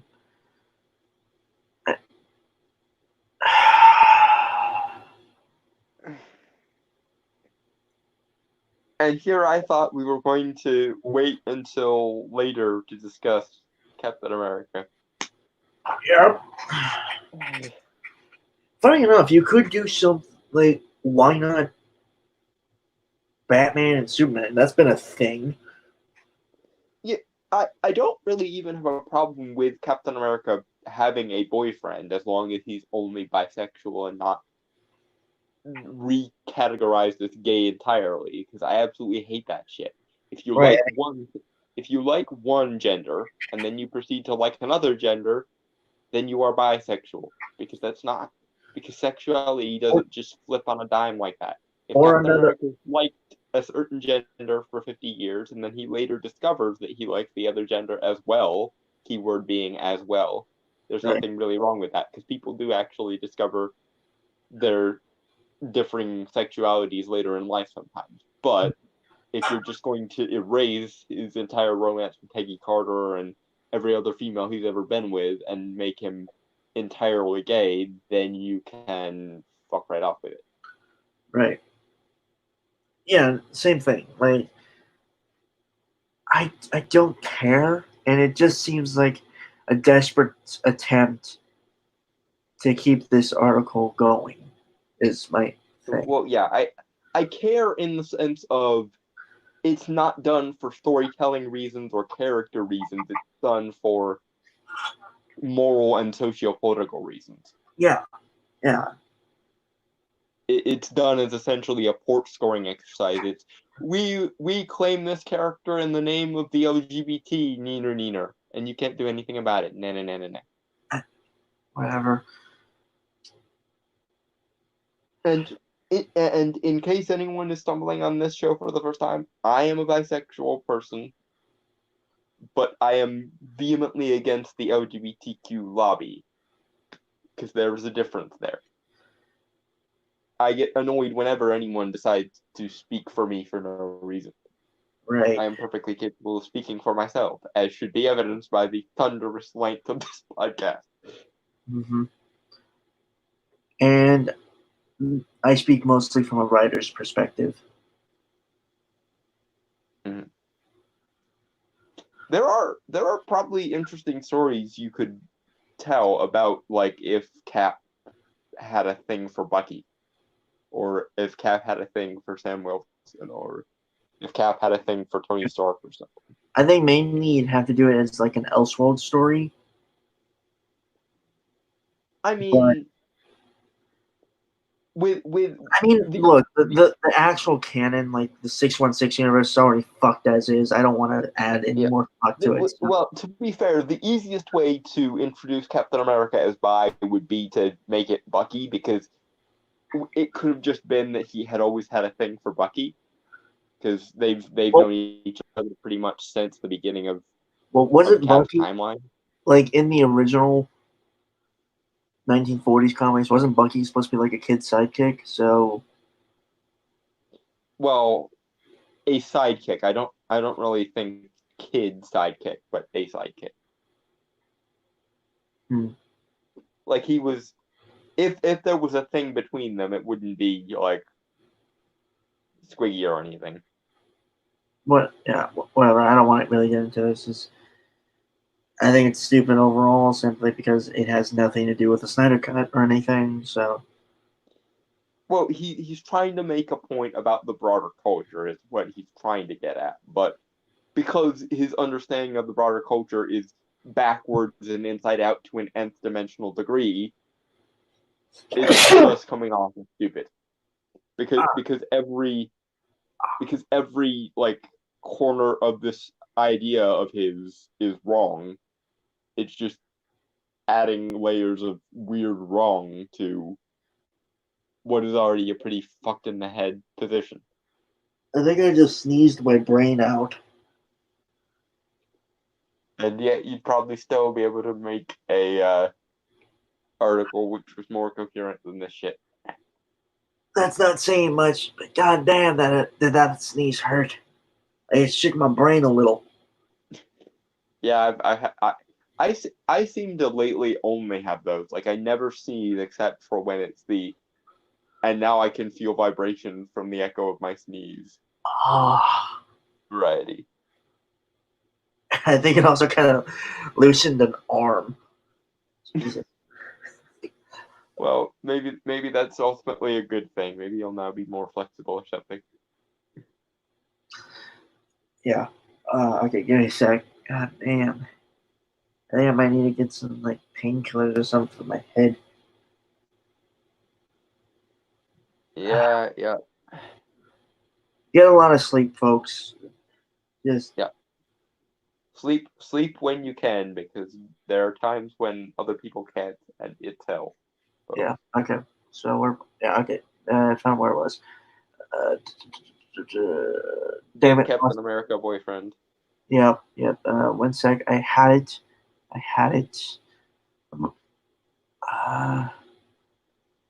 Fuck's sake. Oh, okay. Among progressive. God damn.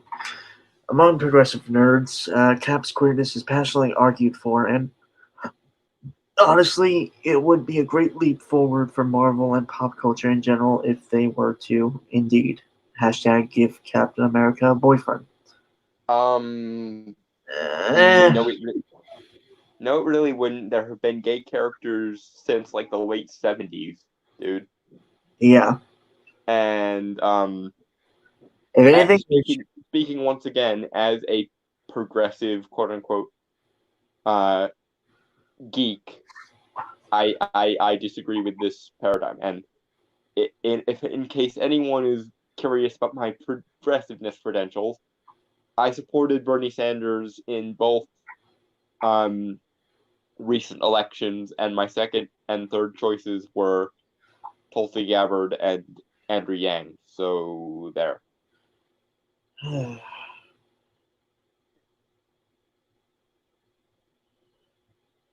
okay. Yeah, I got nothing really to say to that. I mean, it's just, again, I don't mind it. Personally, I just think if it's only for the brownie points of LGBTQ plus whatever, then that's my problem. If it was a storytelling reason or if it built character, I don't care. Yeah. If it actually improved or at the very least maintained the quality of the story, then all the more power to you. And like I said, I'm fine with it as long as Captain America is just bi and not completely sexually flipped to gay. Yeah, there are some weird people in my neighborhood. Mm-hmm. Oh, I'm just hearing like someone banging on something. Joy. I don't know. No fireworks though, so yippee. All right, so perhaps I'm biased. Full disclosure, I too am a queer man. Again, I'm reading the article. I'm not just wanting to make that clear. Like I started reading. We're reading what Mr. Reisman here has put.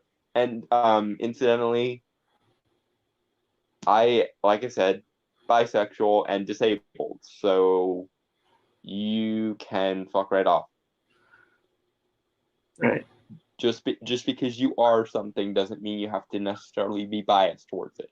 That is you being a disingenuous hack yet again and not taking any responsibility for it.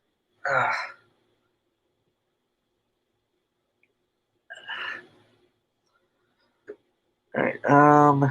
But that's the kind of capulation we should see more of. Maybe the next time a Twitter mob emerges, they'll bully the bullies and get a concession from the higher ups that expands the playing field and offers new visions of what geek fiction can be. Oh, fuck off. Okay, several things. Thing one, there is nothing new about what you're suggesting. As I said, there have been gay characters since the late 70s in comics, and Honestly, probably a long time before that, if right, they're obscure examples. right. Secondly, huh? No, never mind. I'll add mine later. Okay. Secondly, you. Okay. Hmm. Secondly, you are an unprincipled hack. All you've said there is just don't listen to the people I find invalid, listen to the people I find saintly and valid. It doesn't matter to you whether fans get capitulated to, except when it's what you define as the wrong fans for the wrong reasons or hoping for the wrong thing. When it's your side doing the activism, you have no problem with activism. I remember last week you bitching about activism as though you wouldn't be the sort that would take part in it, and this is exactly why, because I knew something like this was coming. But yeah, when it's your side of the argument, all of a sudden the rules completely flip flop, and corporations should totally bend over backwards to please you and your friends, but not do anything for me and mine, even if some of us are also gay and people of color, and so on and so on and so on. Because I can guarantee you there are a fuck ton of people of every conceivable minority who hate your side's guts because you claim to speak for them and they don't agree with you. Third, fuckingly, I, thirdly, why is it that you find it so much more preferable for your side to be capitulated to over the side that you are supporting? And fourthly, are you honestly trying to tell me that on Twitter there are no progressive voices pushing for shit in geek culture? Cause the entire like current female group at Marvel, the milkshake girls, would like a word with you. Like Mags Visaggio, Heather Antos, Gail Simone, even people like Neil Adams and Dan Slott. Like, are you honestly telling me there are no progressives on Twitter, mind you, where progressives seem to congregate more heavily than anywhere else, doing any sort of cultural activism for representation in geek shit? And do do you know? Okay, last, well, not maybe not last, but further, most of the time when the people you've defined as bullies come out of the woodwork, it's in response to someone on your side occupying a position of power and flaunting it, essentially bullying the people that are beneath them or the people they define as beneath them. So, who exactly is doing the bullying? The person that walks up to somebody and starts poking them, or the person who slaps the other person to prevent them from continuously poking them with a stick? Because I'm sorry, but if you start the negative engagement, then turnabout is fair play. If you if you're an editor at Marvel Comics or DC Comics and you say a certain subset of the fan base are invalid human beings and should never be listened to again, even though they are the ones who demonstrably know more about the material, if you say something along those lines, or you say a bunch of my readership are white supremacists and they need to go the fuck away, and then a bunch of people angrily yell, "We're not fucking white supremacists, you stupid bitch." That is not them bullying you. That is you bullying them and then being surprised when anyone provides turnabout. So if you're going to use the term bullying, it's mutual. And frankly, if we're using the term bullying in a way that it should properly be used, I would say that most of the what are referred to as the blue checkmark class on Twitter started it. And incidentally, usually the blue check marks are people with power. That's what the blue check mark means. It means this is a famous or credited person, therefore they needs to be um, marked out so that no one can make fake accounts of them. That's what the blue check mark ostensibly is for. But in actuality, it's just used as a badge of these are the people you should listen to and the people you should consider valid. Anyone with a blue check mark is automatically more credible than anyone without one. So, It's actually funny. Speaking of like fake accounts, I kind of wish some of our group had these, like the blue check marks. yeah. When I first got on Twitter, I was like following a bunch of people, like people on YouTube I had followed for a while. Yeah. Weaponized Nerd Rage. Like this was at the time when Weaponized Nerd Rage had that one false account that was using his name and stuff. Right. I followed that account for a while before I realized that it wasn't. It was fake. Yeah. Probably I would get one, but I think you have to give like your social security information, and also you have to pay money for it. I think. Oh yeah, no, fuck that. I'm not. I think I'd have to actually go and look and see what the current like qualifications for a blue check mark are. Well, either way, I don't want one. I'm just saying like a verified account, like accounts that are. I might get one just to screw with people's heads, honestly. That does sound like a thing you do. Because the thing is, like I said, they use it as like a badge of we are a member of the aristocracy. So once people like me start getting them, I wonder how much that will fuck with people's heads. Like in a Twitter argument, like they'll start to say something stupid to me, and then all of a sudden they'll be like, "Oh, he has the blue check mark. I can't say stupid things to him." I feel like that would give you too much power on Twitter. Well, it really wouldn't give me an inordinate amount of power. It would just level the playing field. Yeah. Given that I don't really have that many followers per se. True. And it's not like I work for like Marvel Comics or something. Although incidentally, Marvel, if you want to get your sort of magical multiverse in order, let me know. And I will either do it or point you in the direction of somebody who could do it better than me. There are such people. I'm friends with the majority of them because that was one of the first things I did when I got Twitter, was sort of looking for fellow like geeks of characters that I like. And I happened to run into Sanctum Blog, who is like the world's definitive collector of Doctor Strange memorabilia and also like an expert on the character.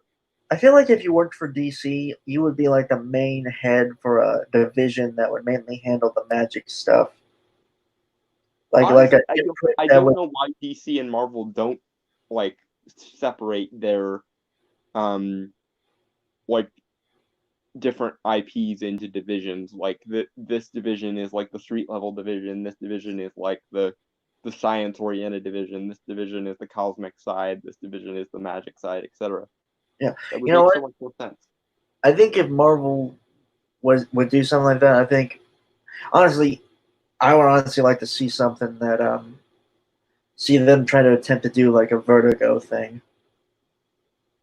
They tried something like that in the 90s. It was called Marvel Knights. Marvel Knights, yeah. Or no, the like adult variant, the like Vertigo proxy was Marvel Max. Oh.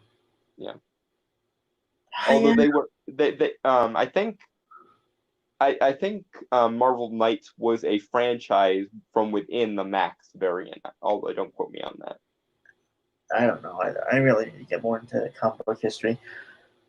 Yes, Right. everyone should. Right. Okay. So last paragraph. Thank God. Yep. But who am I kidding? It's far more likely that this will be an enormous step backward for the stuff of our public dreams.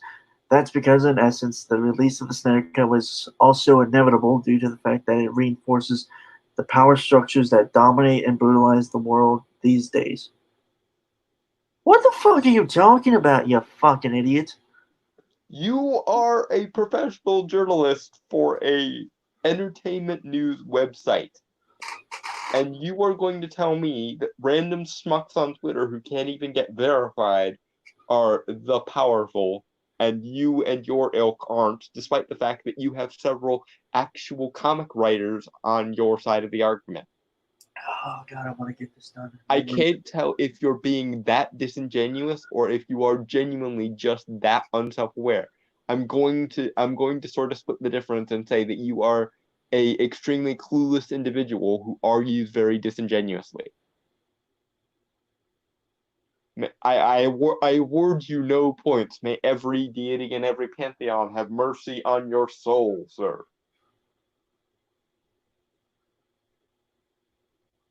Because you will meet it. Because if I were a god, there would be a special place in hell for people this willfully stupid.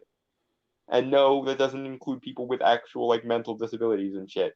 Because the thing that annoys me more than anything about these people is these people are not like psychologically incapable of making sense or being intelligent. There are people who genuinely do have like brain deformities and shit that prevent them from actually making sense. But these people they choose to be this stupid.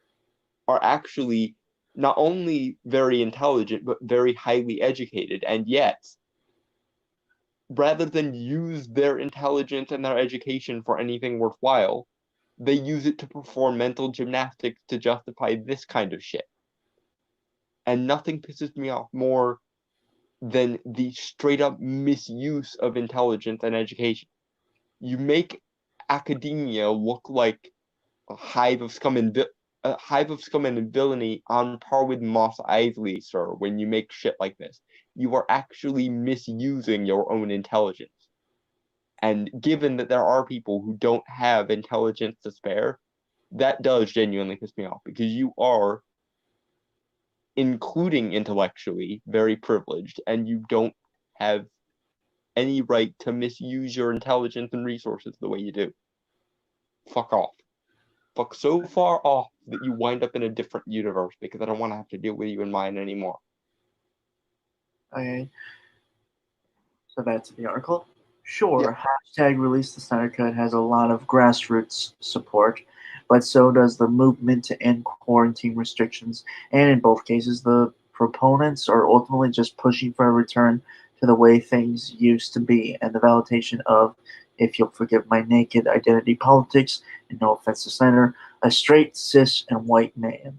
Okay, for one thing, you were comparing a fan movement that just wants to see the director's vision realized to a group of people who just want to be able to open businesses and other shit so they can get the economy rolling again so things aren't fucking stagnant and shit. Yep. What the fuck? Those are two totally different things, and you're comparing them and saying they're bad? Yeah. But in his mind they are, because in his mind both movements are caused by people being illiterate assholes who don't know anything. Fuck off! You're the illiterate asshole for suggesting that.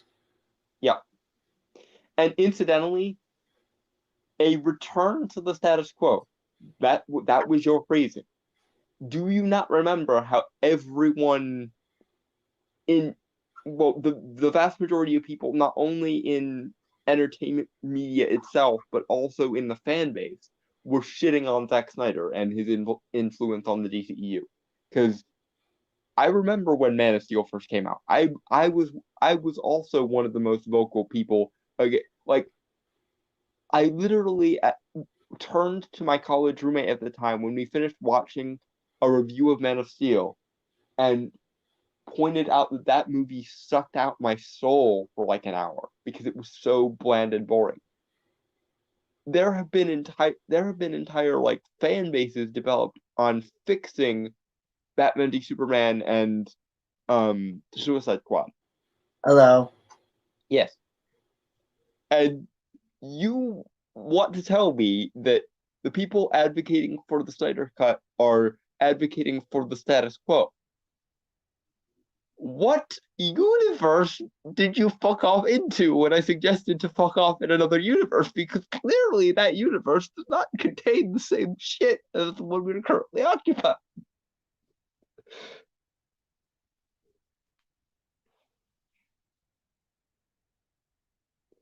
And incidentally, if you want to criticize Zack Snyder, criticize the fact that he's an objectivist edgelord who doesn't believe that someone can hold a moral position unless they have a like pedantic reason to. The guy who said that Superman only avoided killing because apparently he had killed someone in the past. There are plenty of reasons to actually criticize Zack Snyder on his merits as a filmmaker. Yeah. But you, sir, went straight for must this white male. So you're telling me that if I don't know, Paul Feig, the guy that did Ghostbusters 2016, made the DCEU, you'd be just as complaining, would you? No, I don't think you would, because why? Because he's a feminist and a very hardcore feminist at that. This has nothing to do with identity and everything to do with ideology. And because you think that the people who like the thing that you dislike are invalid human beings because of what they believe, you are willing to throw everyone else under the bus with them. Fuck you so hard that you wind up inverting your skin and basically turning inside out. We're not done yet, right? Proceed. They're both co-opting radicals' methods in order to achieve reactionary aims. They're both trying to drag us into the awful past at a time when we should be recklessly dreaming of a better future. What the fuck are you talking about? One just wants a movie released, a movie that should have been released in the first place. Yes, And frankly, the yeah. other just wants businesses to get. I lost my goddamn job because of the quarantine. Yeah. Like, I've mentioned that once or twice. Yeah. I'm just saying, like, that shit is crazy right now. Yeah. And there are reasons to keep the quarantine continuing. Let's be frankly. I'm not arguing that. I'm just saying, like, right.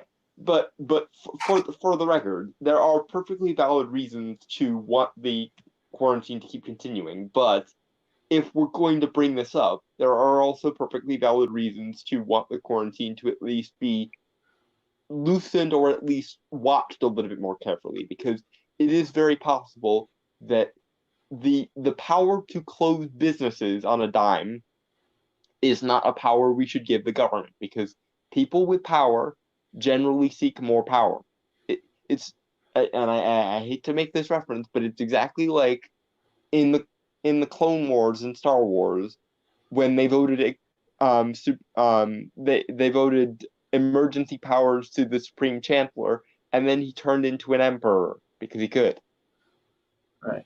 Generally speaking, when you're dealing with the government, you should give them as little leeway as possible to fuck it up, because any system that contains a large amount of humans is going to fuck shit up unless they are very closely watched and maintained.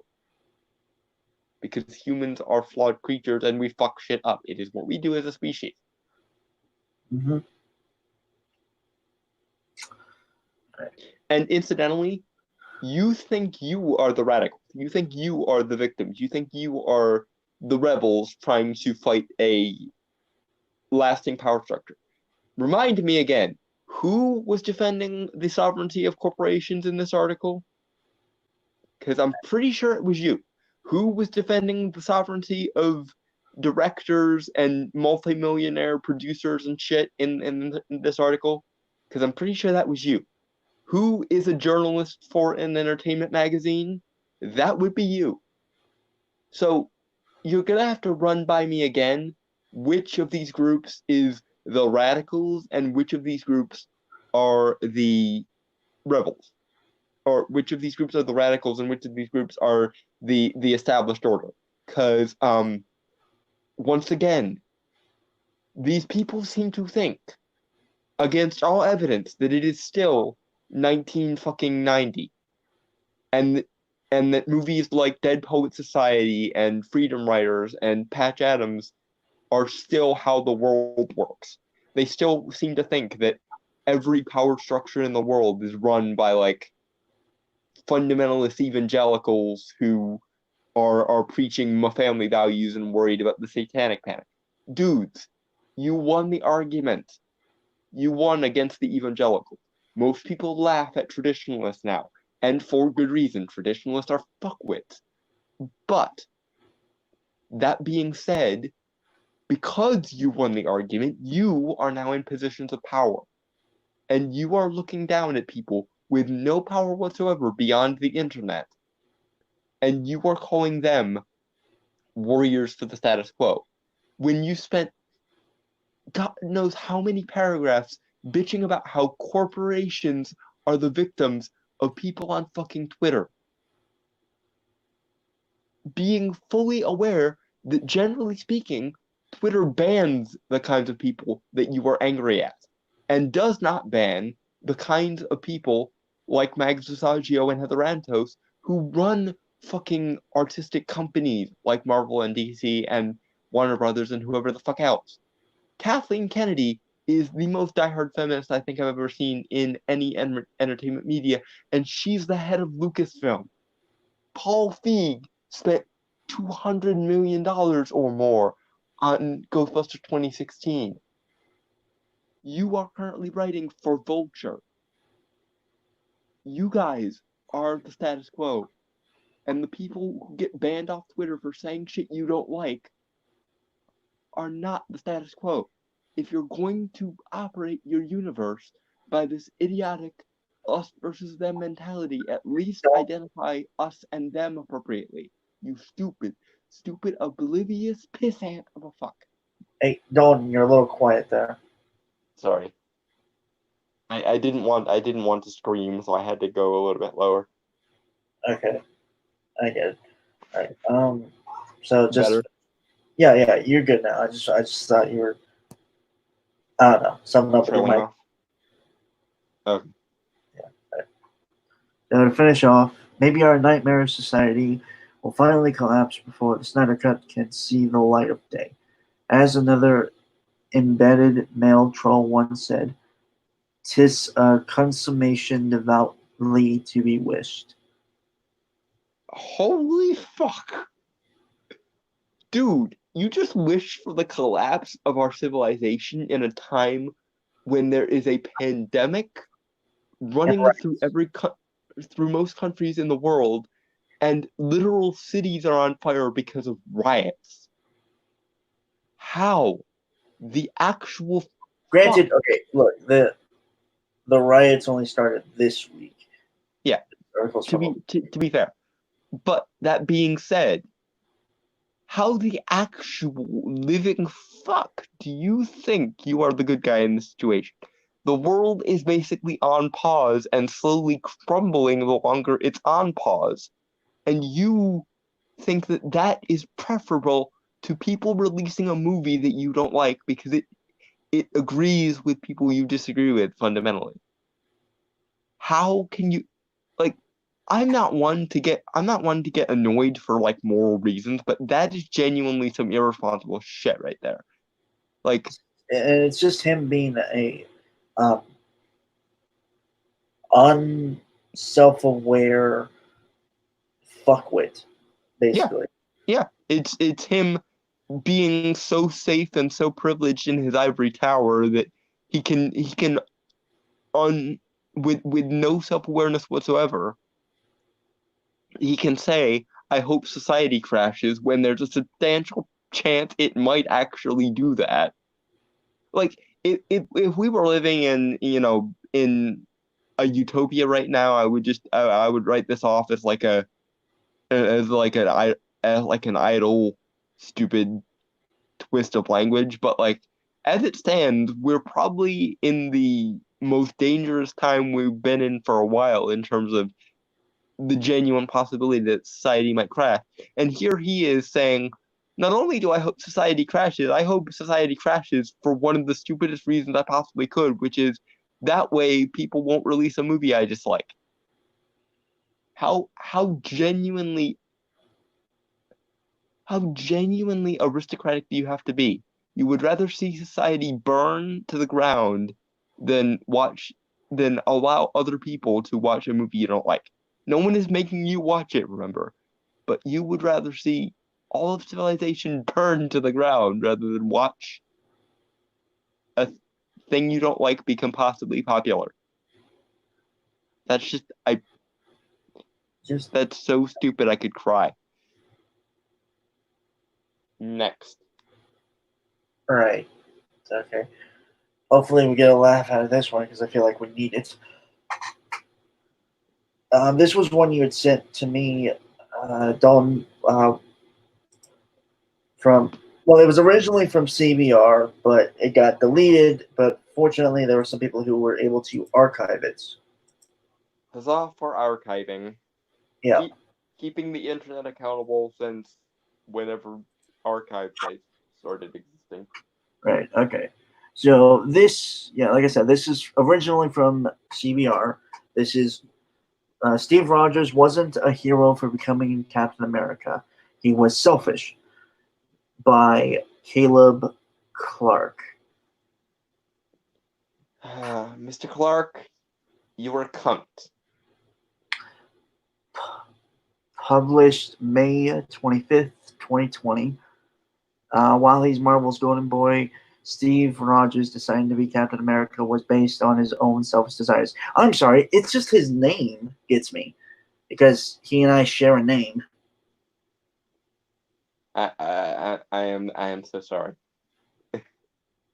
That threw me for a loop. Yeah. Okay. But incidentally, Monday is Memorial Day, so just keep that in mind. He decided to publish this the week before Memorial Day, when we generally like. Well, last week, right? Remember soldiers and shit. What this motherfucker? And he's going to spend an article the week before Memorial Day shitting on soldiers, essentially the archetypical soldier, which is Captain America, and calling him selfish. Generally, I don't really care about that, but I just want to make a note of the timing. I just think this is stupid enough on its own that doesn't need to be a factor, but I think he intentionally decided to be provocative. But because he was being such a moron, people went, this is really, really, really, really stupid, and he deleted it because he's a coward. But the internet never forgets.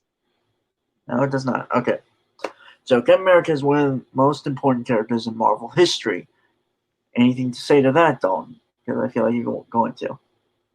Well, obviously, as Stan Lee once said in a documentary I watched, they were fighting Hitler before the U.S. government was fighting Hitler. They being the Marvel writers. Timely comics, actually. Timely writers. Well, yeah, back when it was still timely, because it didn't become Marvel until the 60s. Yep. I thought you might disagree or something. That's my thing. Well, I mean, just for his historical significance, I think it's fair to call him one of Marvel's most important. Yeah. To say that he's one of like the Marvel Universe's most important, that I would disagree with. But like, right. Okay. Yeah. No, I agree. In terms of like publication history and like the impact of that, because like they used to send Captain America comics overseas to Soldiers. to soldiers while they were fighting on the front lines. So I can't have any issues with the statement that that's important. Yeah. And still, they said comics were just for kids back then, like in the 50s. Yeah, I don't. I feel like that's going to be a well, topic we'll to discuss. be fair, Captain America was a Golden Age hero, so that stigma really didn't exist quite yet. But still, well, yeah, I know. I'm just saying, like, that should have been something that was brought up. yeah, like Right. that should have been one of the counter arguments. Like, what about all those those soldiers that got inspired by Captain America and Superman?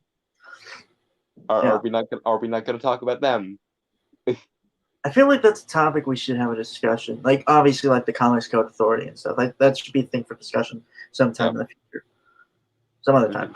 All right. And without him, many of the great stories of the Marvel Universe would not happen or wouldn't be the same. Okay, fair. Yeah, no, fair. I think some good stories have involved Captain America. Yeah, he's basically everyone's cool uncle in the Marvel Universe, both in and out of the Marvel Universe. That's how he's kind of seen. I already got a cool uncle, so all right, whatever.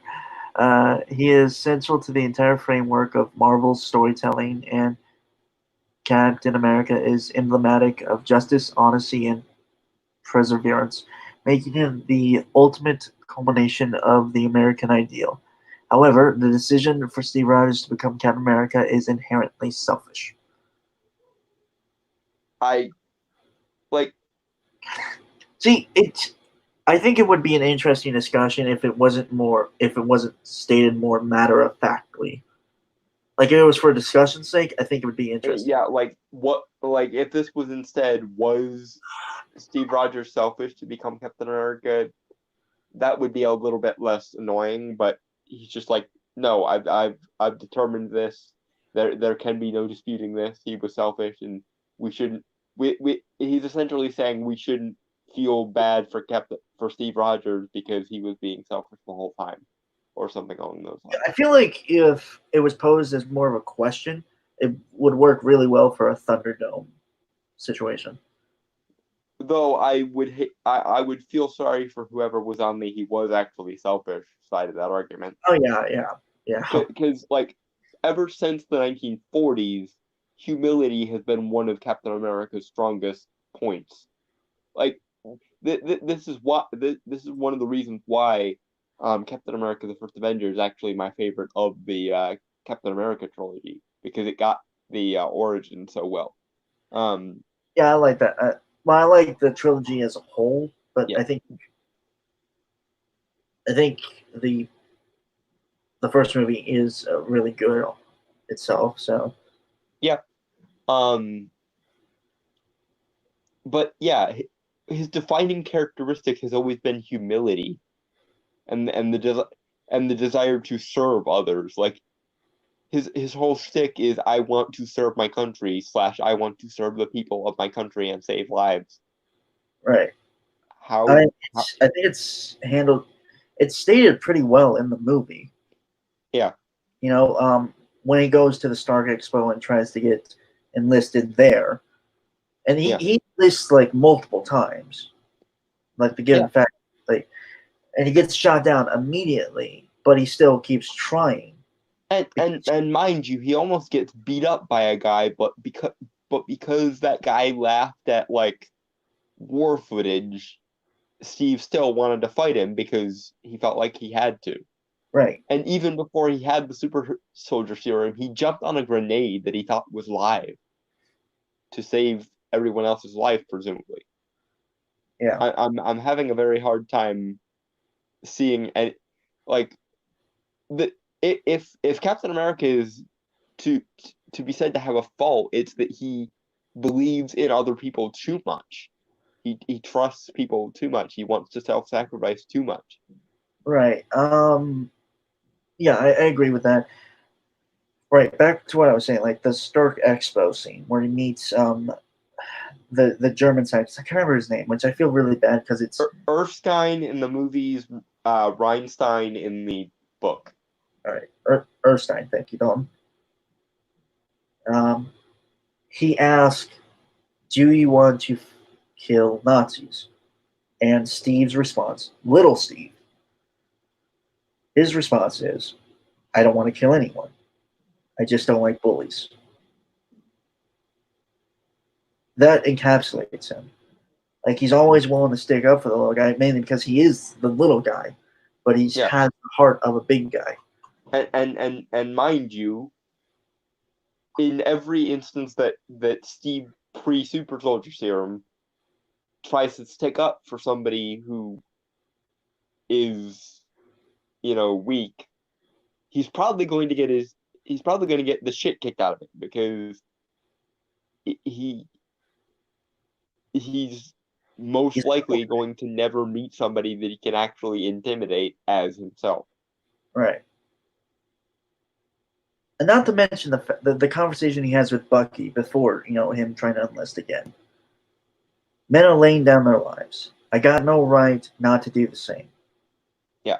And there's a reason why one of Captain America's go-to lines is "I can do this all day," because even when he was, a useless little shit, he still he still had the endurance to keep fighting, even though he was going to get the shit kicked out of him. God, that And first movie was good. yeah, and I and think Captain the whole series is good for the character of Captain yeah, America. no, it's probably Marvel's most consistently good franchise so far. Yeah. But that first movie was everything it needed to be. All right. So moving forward with the rest of the article. Yeah, because we haven't even gotten past the title, really. Yeah, all right. Steve was rejected from the military due to his small stature and health issues. But then his life changes when he is invited to join the Super Soldier program, which is how he becomes Captain America. Okay, true, but it's because of his heart and determination. And I assume he's going off the movie, right? Not the comics. Yeah, because he probably is unfamiliar with the comic. Let's be fair, and Right. he also used a still from the movies as the icon of the article. So I'm Uh-huh. assuming movie comparisons are fair game.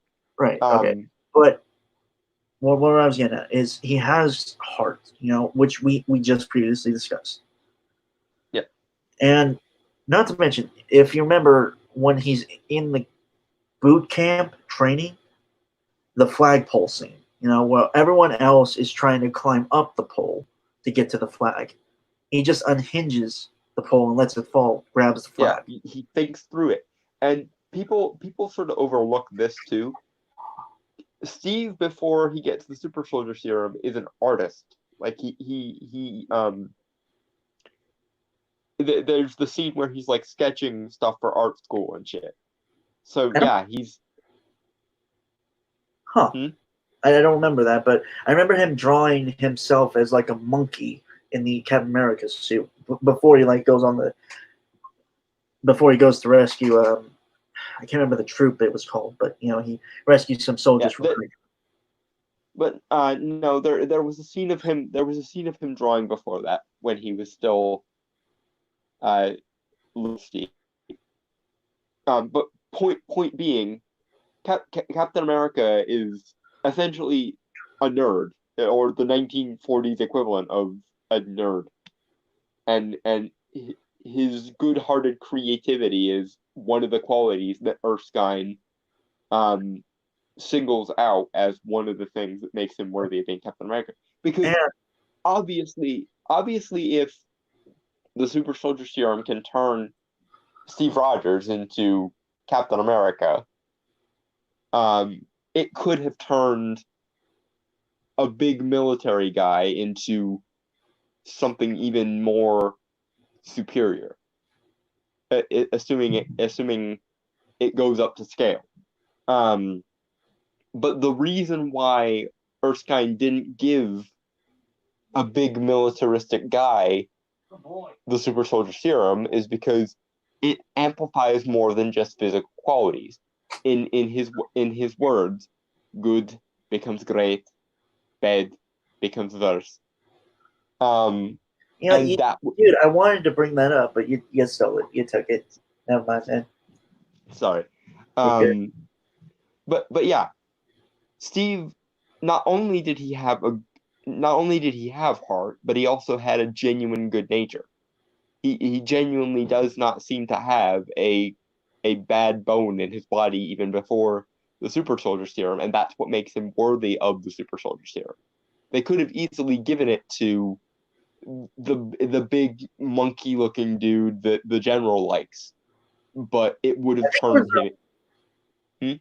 I think it was the same guy that beat up Steve. I don't think it was the same guy.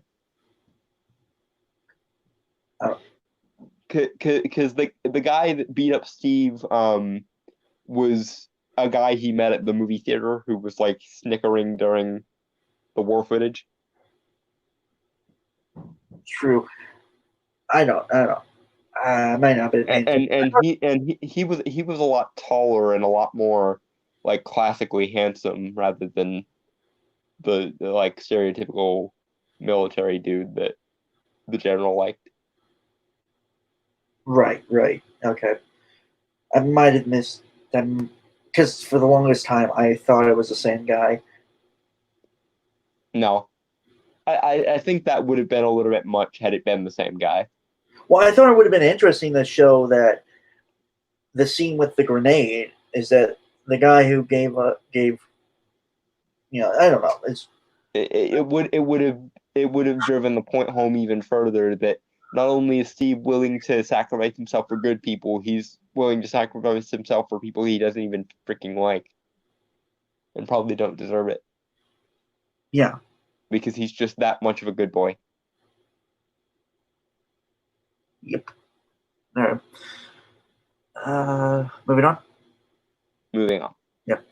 All right. Rather than contribute in the ways best suited to him, Steve chooses to go under experimental treatments to artificially enhance himself. Okay, again, Wow. we just brought that up. The reason why he doesn't just want to like collect scrap or anything like that. I said it, like the scene he says, men are laying down their lives. I got no other right not to do the same. Again, I might be paraphrasing, but yeah, but basically he doesn't feel like he's contributing enough and he wants to do enough. And I would imagine, speaking as a fairly short, feeble guy myself, there's a feeling in him that he's sick of being inadequate, of feeling inadequate, but it has nothing to do with selfish motivations. I would imagine for him, it's more like, I want to do good things and I don't have the capacity to do the good things that I wish I could do. And incidentally, he doesn't even know how the super soldier serum is going to change him. They keep that fairly under wraps until he literally gets injected with it. They never really like the general vaguely alludes to we're going to win this war because we have the best men and you'll be the first in a new breed of super soldier, but they never really say like, oh yeah, you'll get ridiculously taller, ridiculously more jacked, and so on. That's never fully explained. It could have easily been that the super soldier serum made you like hyper intelligent or something. And the joke would have been on the military guys. But yeah, Steve doesn't even know that the super soldier serum is going to turn him into the ideal human. He just knows it's going to make him able to contribute to the military effort, and that's right, really all he needs to know. I think you have to go through a certain type of physical training in order to be best suited for the serum's augmentations, right? Right. Because that's what they were doing. Well, no, it's not Well, no, I was going to say that Steve works his ass off in order to get there. He isn't just handed it. Yeah. Also, from at least the movie, the training is more of a test for Erskine to check and see who is actually worthy of getting it. Um, more so than it is anything physical. He even says, I am interested in the qualities that go beyond the physical." Right. And ironically, I think there was also another candidate if it was a live grenade and killed Steve. Yeah. Peggy Carter, because she was also running to get on the grenade too. Yeah. Which I think is why they're doing the what if Peggy Carter became Captain America instead. What if Yeah, in and the think show? I think that's an interesting idea. I do think it's a bit forced and feministy, but I like Peggy as a character, so I don't It sucks that care she got as much as I otherwise would. it sucks that she got fucked up. Like her own show got fucked off. Like Yeah, because Agent Carter was actually really awesome as a show. yeah, I remember watching like a few episodes when it was on, and I liked it. I just again, it was like time and stuff was the thing. Like I was in school at the time it was coming out. I think. Yeah, well, you either would have still been in school or you would have just gotten out because it was like 20 I graduated season 2018. season 2 was 2016 because Yeah, I no, yeah, they were I setting was up for still Doctor Strange. yeah, I was still in school. Like I graduated 2018. So Ah, yeah, yeah, that makes sense because I'm 5 years older than you and I graduated in 2013. yeah. All right. So where were we? Steve's choice to become Captain America is rooted in a fetishization of the hyper masculine rather than an innate desire to do good for his country. What the? Have you not watched the Captain America movie?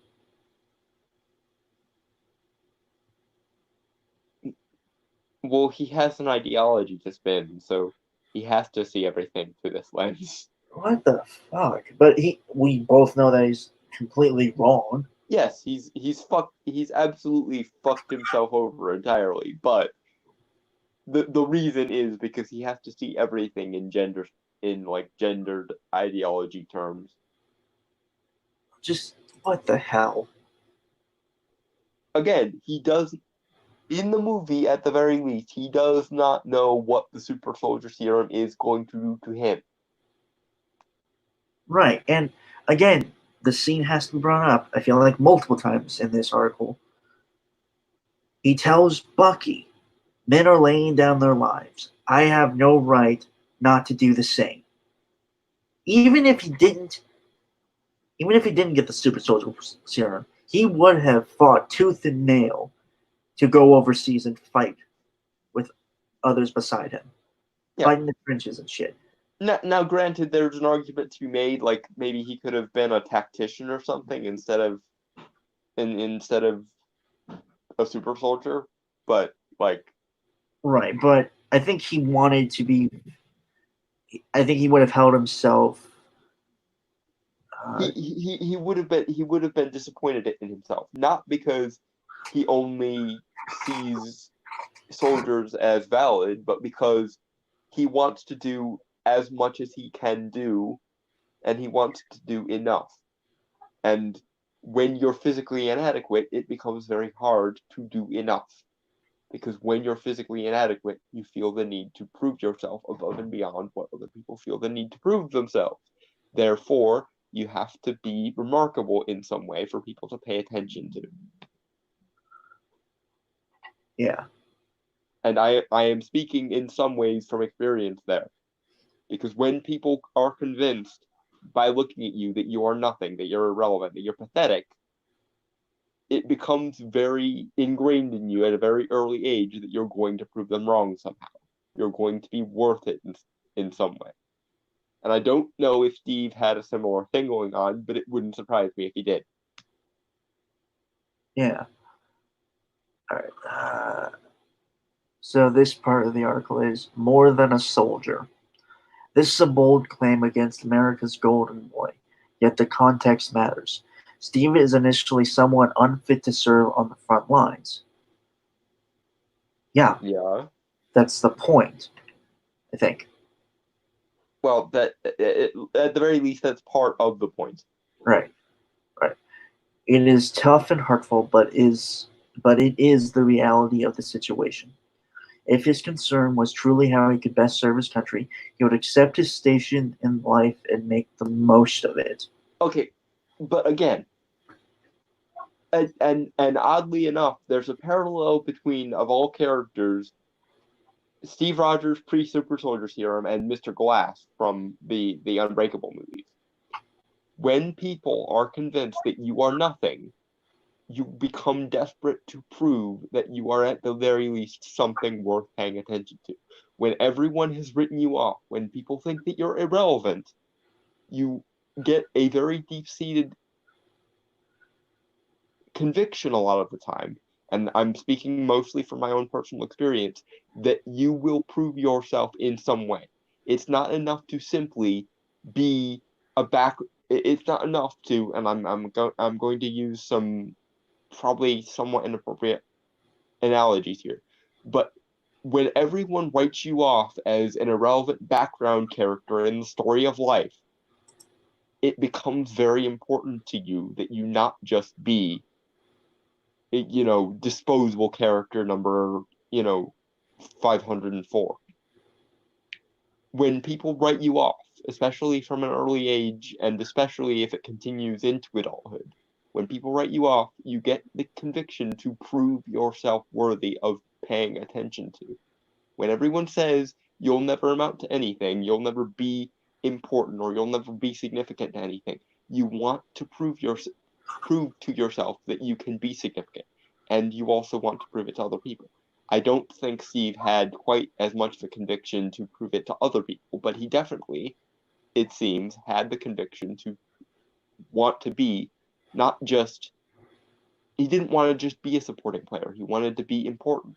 But he didn't want to be important for his own ego. He wanted to be important because when everyone beats you down, when everyone tells you you'll never amount to anything, you essentially have to be extraordinary just to balance the scales, just to equalize. If he had just done like the average pathetic thing he could do, he would always feel empty inside because he would know that he gave in, he gave up, he essentially told those people that they were right, because that's what you're doing. If people tell you that you're nothing, that you're pathetic, that you're irrelevant, and then you just go along to get along and you never make anything of yourself, that is you, at least tangentially and by default, saying, I guess those guys had a point. And judging from my own experience, there is nothing more poisonous in my mouth than saying those people that told me I was nothing and irrelevant might have had a point. And I can't imagine that Steve Rogers had much of a different reaction to that. Right. Okay, so still on more than a soldier thing. He could have tried becoming a merchant marine, train as an officer, or stay home and help with the production of wartime materials. All these could contribute to the war like Steve supposedly wants to do, but that isn't good enough. Steve, in his eyes, has to be on the front lines. Yeah, because men are dying there. I don't think, to him, I think it would be a disservice to his country if he wasn't at least fight on the same type of way. What I'm trying to say it, but He finds it objectionable to be a coward, and doing the safe thing in an unsafe situation would be to him being a coward. And incidentally, just rolling this back a bit, merchant marines generally had to physically move cargo from one place to another. You honestly want to tell me that Steve Rogers, pre-Super Soldier Serum, is going to be very effective at moving heavy boxes and shit? Because I can tell you from my experience, there is no force on this earth that could force me to do physical labor. Fuck that shit right off the ass. Secondly, if if he's too weak to be a soldier, you really think he's going to be very useful in a factory is involved in making heavy artillery for weapons and shit? Because military surplus and military machinery doesn't tend to be very light either. So yeah, he was kind of fucked either way. Right. Even if he could just go along to get along and do one of the more mundane jobs, I don't think he would be physically capable of doing a lot of them. I mean, if he did, he'd probably, again, like, he'd work his ass off, but But he would also probably end up breaking. yeah. Also, he probably wouldn't feel good about it either. Yeah, because again, when people tell you you'll never amount to anything, and you wind up in just a generic disposable service job that no one ever pays attention to, that to you, and I'm speaking from some kind of experience here, feels like you saying, I guess those people who told me I was nothing and irrelevant had a point. Maybe I should just settle for nothing extraordinary or nothing worthwhile. And that's a horrible feeling. Right. Yeah, his father and his mother, well, met during war, like, I believe Great War. And his father and I assume some other family too were part of military. Mm-hmm. So I think it's also it's not like a Yeah, legacy. it might be a bit of a family legacy kind of thing. Also, Right. he was born on July 4th, so like Americana might have been a thing that he got really into as a kid and so on. Right. But also I think it's just he would feel bad about not being able to serve his country like his family did, simply on the fact that he was weaker. So that could be classified as a little selfish, but I think But it's he didn't want to be a coward, and he didn't want to. I think at the bottom of this is he didn't want to survive just because he got a get out of war free card, which I think is probably how he kind of saw his physical predicament. Not only was it annoying and inadequate, but it was also probably like I get a luxury that other people don't get just because of the way life happened.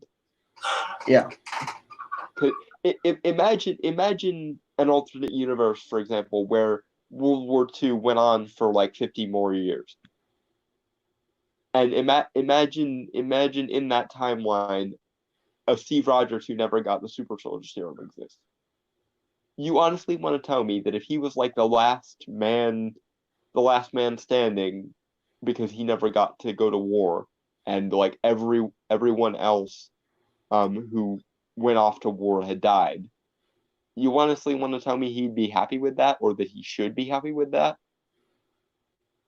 Because that's certainly no definition of heroic that I've ever seen. Yep. All right. So it's understandable for a young man to want to prove himself to his peers and country. Yet, even if deep down his intentions are altruistic, the steps he takes to pursue those instincts are selfish. In Steve's mind, there's only one way to contribute to war, and that just happens to be the way he wants to contribute. I don't think. Again, go ahead. Sorry.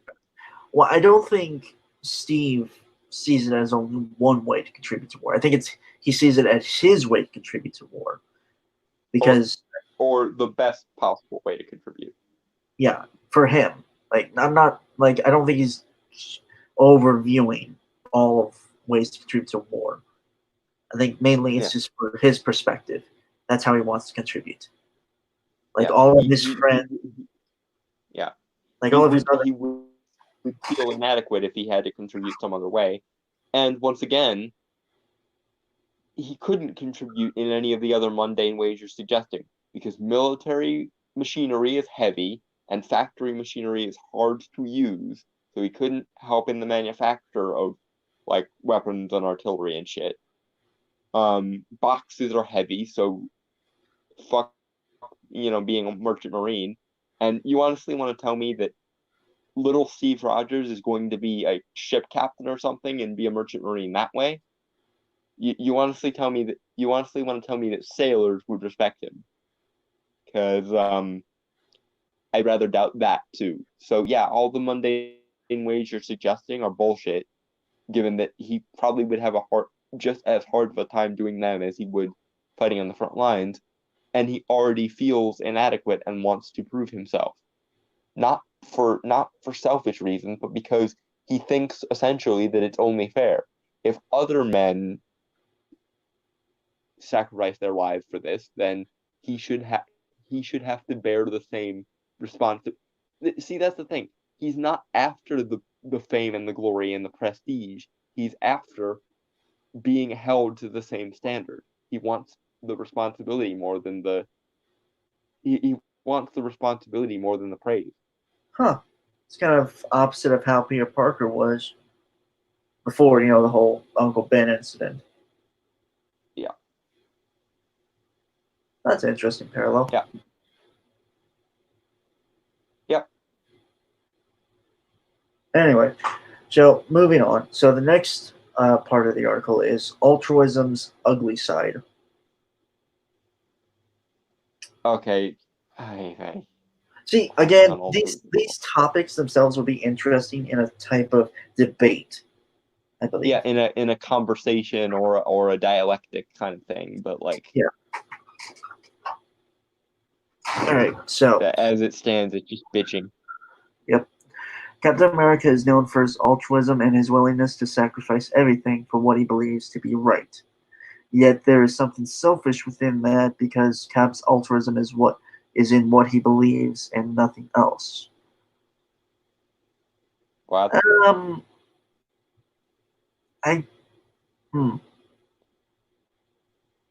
Okay. People generally sacrifice themselves for what they believe in because what they believe in is what motivates them. Are you honestly saying to me that because people want to die for things they believe in and not things they don't believe in, that is selfish? Because that is very, very, very stupid. Yes, generally speaking, the reason we put our lives on the line for an idea is because we have conviction towards that idea. And generally speaking, if someone else came up and said, "You're going to die because I have conviction in this idea that you don't believe in," we would tell them to kick rocks or take a long jump off a short pier. And we would be perfectly justified in doing so. Our lives are ours to do with as we please within reason, as long as we don't like hurt or massively inconvenience anybody and so on. Mm-hmm. And you're sure, like, would you honestly tell me that I'm suspecting that you're a feminist because you evoked hypermasculinity a little bit ago. Are you honestly telling me that you would want to die for anti-feminism? Because I'm pretty sure that if, I don't know, Sargon of Akkad or any of the other famous anti-feminists showed up at your door and was like, we're going to start a war and you're going to die for the cause of anti-feminism. Are you honestly telling me that you would go along with that just to not be selfish? Or that you would expect anyone else who was a feminist to do that to not be selfish? Right. Also, don't say hello to Mr. Clark. Hello, Mr. Clark. Because we're, I suppose we're classified as anti-feminists or anti, Yes, yeah. We're anti-feminist and anti-HAWs, and I consider myself a men's rights advocate, but that's neither here nor there. But point being, if someone came to you with a proposition to die for something in which you did not believe, you would tell them to fuck right off, I would imagine. But if you were to die for something you do believe in, like say feminism, that probably would be more agreeable to you than dying for something you don't believe in.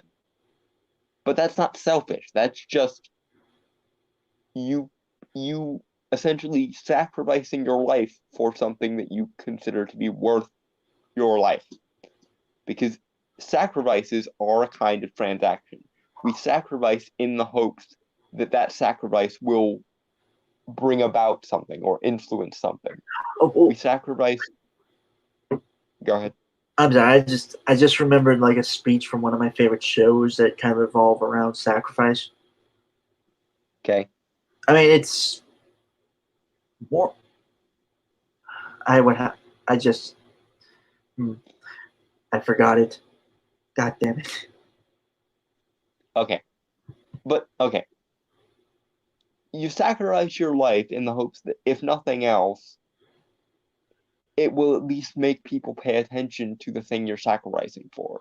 It will show that this thing is worth putting stock into. If someone is generally speaking, if someone is willing to sacrifice their life of their own accord for something, then that means that thing is either equal to or greater than their life in this person's mind. It's why we have respect for martyrs, because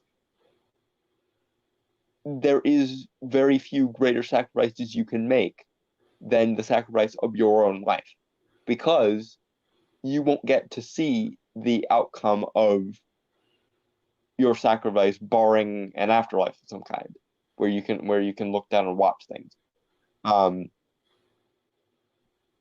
But barring that, you essentially are willing to put everything in your life, including your life, on a gamble that this thing that you put it on is the right thing to do.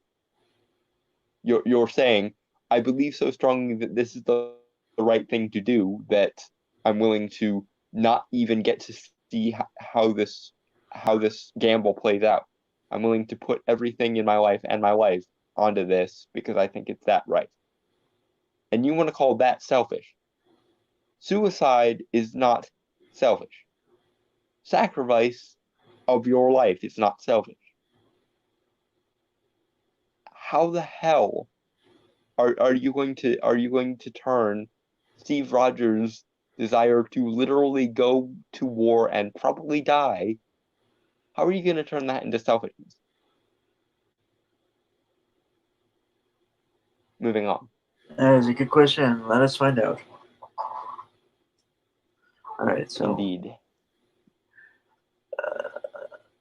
Cap will fight against anyone who opposes his worldview, including his friends. Okay, that I don't think that's. I'm trying to find the words. It's a little hard for me because again, I'm like, kind of. Again, that's not selfish. That's sacrificial. Right. It just depends because I would describe Captain America's worldview again. Like he grew up in like the 20s, 30s, right? Yeah. Okay. So he would kind of, I assume in his young, he went through the Great Depression. Yeah. Just now. He's like 18 at the time of the super soldier experiment. Right. So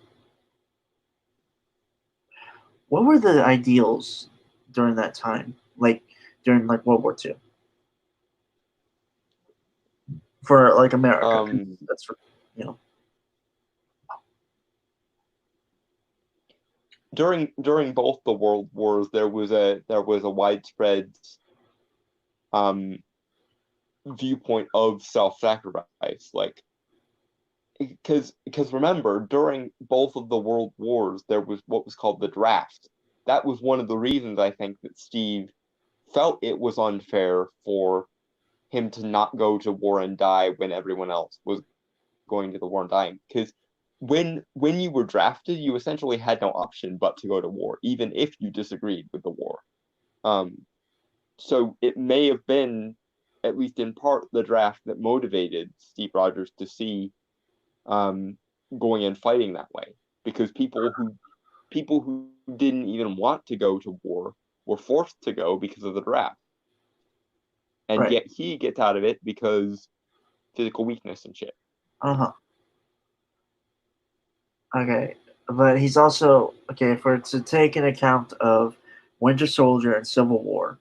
He's a believer in personal freedom and uh, he's very Humility is one big one, right. because he fights the guy at the movie theater because essentially the guy at the movie theater is being an ass Right. Okay. So and thinks he's personal better freedom. than the war material. Right. So personal freedom, um, humility. I believe compassion. Obviously. Uh, Respect and politeness, because he always gets on Tony's ass about swearing, which is politeness based. yeah. Okay. I feel like there's one more missing.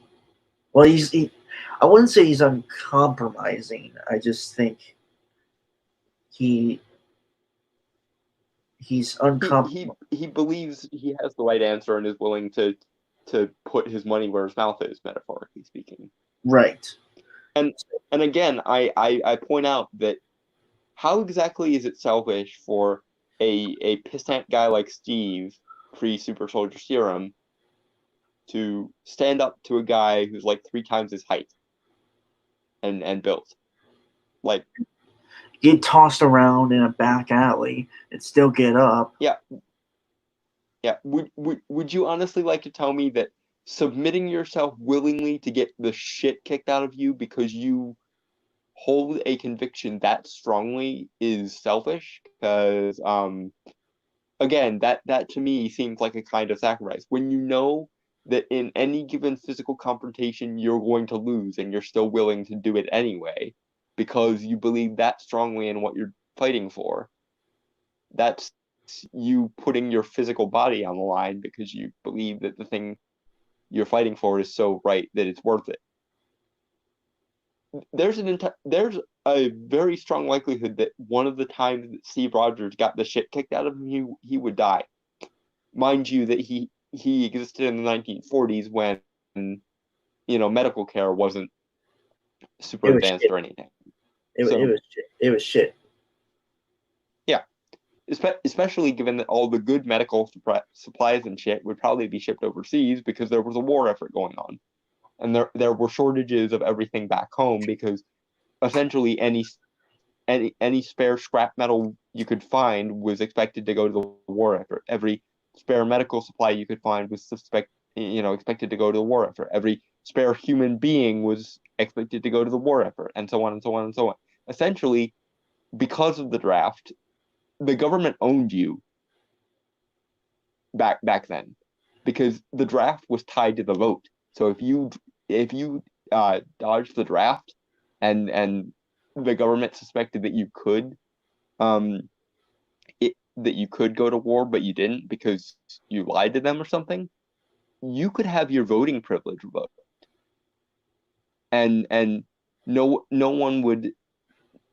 There was a large social stigma back then about people that dodged the draft. There was what was called the white feather campaign, where like women would pass out white feathers to people that dodged the draft, so everyone around them would know they were a coward. And how often do you think those people got the shit kicked out of them? Because I'm betting it was pretty freaking often. And in this time, when the statement was essentially, I have a wife and children, don't hurt me because I have a wife and children. When that was the statement, because bachelors, mind you, there was actually what was called the bachelor tax for a little while, where like if you didn't have a wife and family to support, you actually paid more in taxes than the people that didn't live by themselves. In this time, Steve Rogers, who's basically like, I'd probably guess about 5'7" would be about how tall he is, because he's a little bit he's a little bit taller than I am. I know that, judging from like the scale of things. But yeah, a guy like that in this time period is going to willingly submit himself to get the shit kicked out of him on a regular basis just because people were rude or people were laughing at people he thought were good people, knowing full well he could get the shit kicked out of him so badly that he could die. And this you're going to define as selfish. Do you even know what words mean at that point?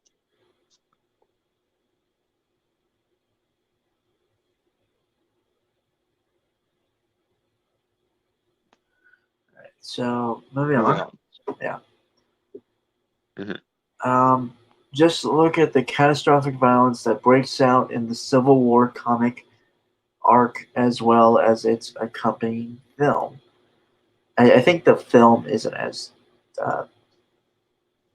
catastrophic in violence. Yeah, no, it's a lot less violent and stupid than the comic. Right. These But the comic is. Go ahead, sorry. Right. These events happen because Cap is uncompromising and nothing will shake his worldview. Okay, again, he is willing to compromise in certain things. It's more of, again, it's the personal freedoms thing. Because he draws a line where beyond that line things are simply wrong, and he doesn't want things that are like objectively wrong to continue without him trying to do something. And you could make the argument that he's at least a little bit less accountable after he becomes Captain America, because he's not going to suffer as many negative consequences. But again, in the words of Dr. Erskine, good becomes great, bad becomes worse, which means if Captain America is willing to put an entire country on the line because he believes in something, at least the seeds of that were already planted in Steve, and we can see that because even when he was a useless little shit, he still regularly submitted to getting the shit kicked out of him because he believed in something so passionately that he was willing to put his body and life on the line for it repeatedly. Right. And if I remember the comic, because I actually never really read the comic, didn't really care for it. Mm-hmm. It was like a registration act for all heroes revealing their secret identities for like a list. Yeah. Which would be bad because all the supervillains would know who to attack. Hence secret identity for superheroes. Yeah, the Superhero Registration Act, I think is what it was called. Right. Or the Metahuman Registration Act, actually. Which is funny because that means that characters that got their powers from like technology and shit would be excluded. Right.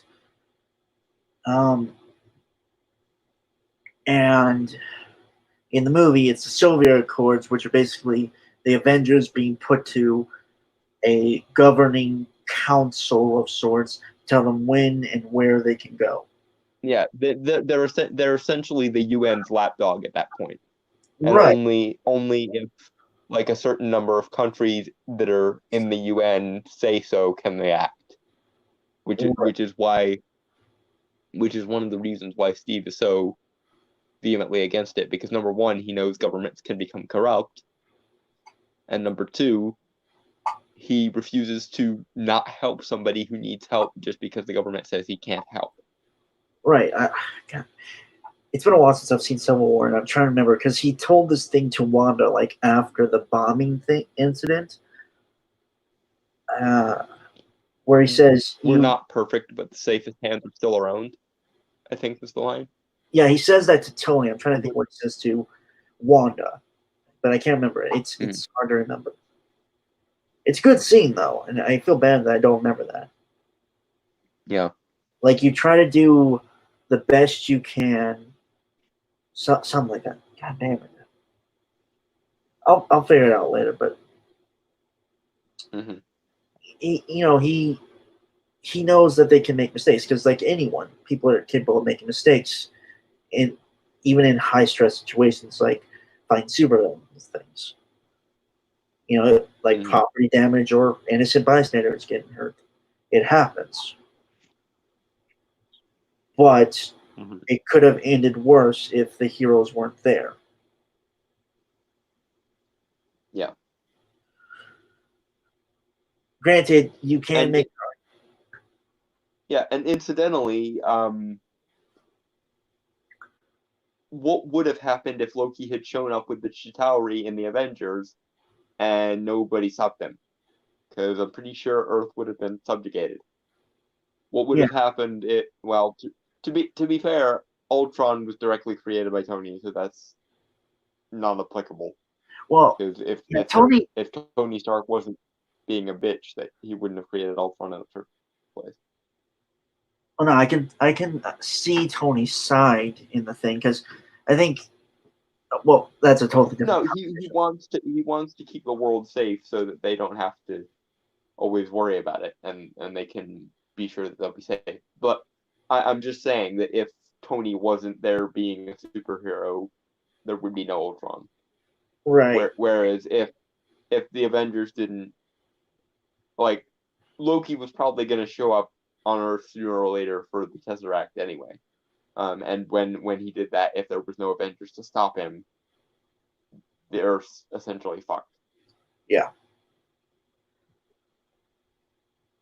Granted, Odin and Thor would probably show up and beat the living shit out of him, but Right. So, see, these are interesting and of things. course the Ancient One probably wouldn't have been too happy about it. Although she might not have helped because it's not in the mystic realm; it's in the physical realm, so she probably would have considered that it wouldn't have been her job.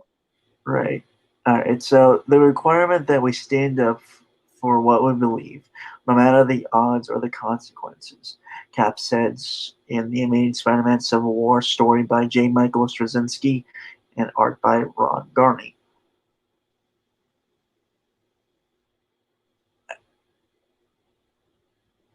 Yeah, no matter the odds or the consequences means I'm willing to sacrifice shit. That's Right. the translation there. That's not selfish. That's him saying, I will die for this if I have to, but it needs to be done, so I'm doing it. Right. There are plenty of stories where heroes have to stand up against the bigger issue, like bigger. Insurmountable odds. Yeah. It's kind of a trope at this point. Well,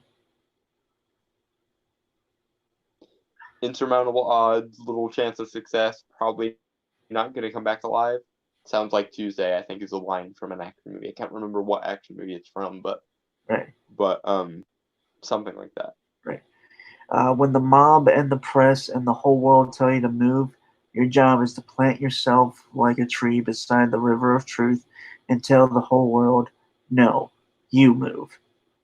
The quote would also be adapted to the film, with Sharon Carter saying it and inspiring Cap to stand his ground in regards to the Soviet Accords.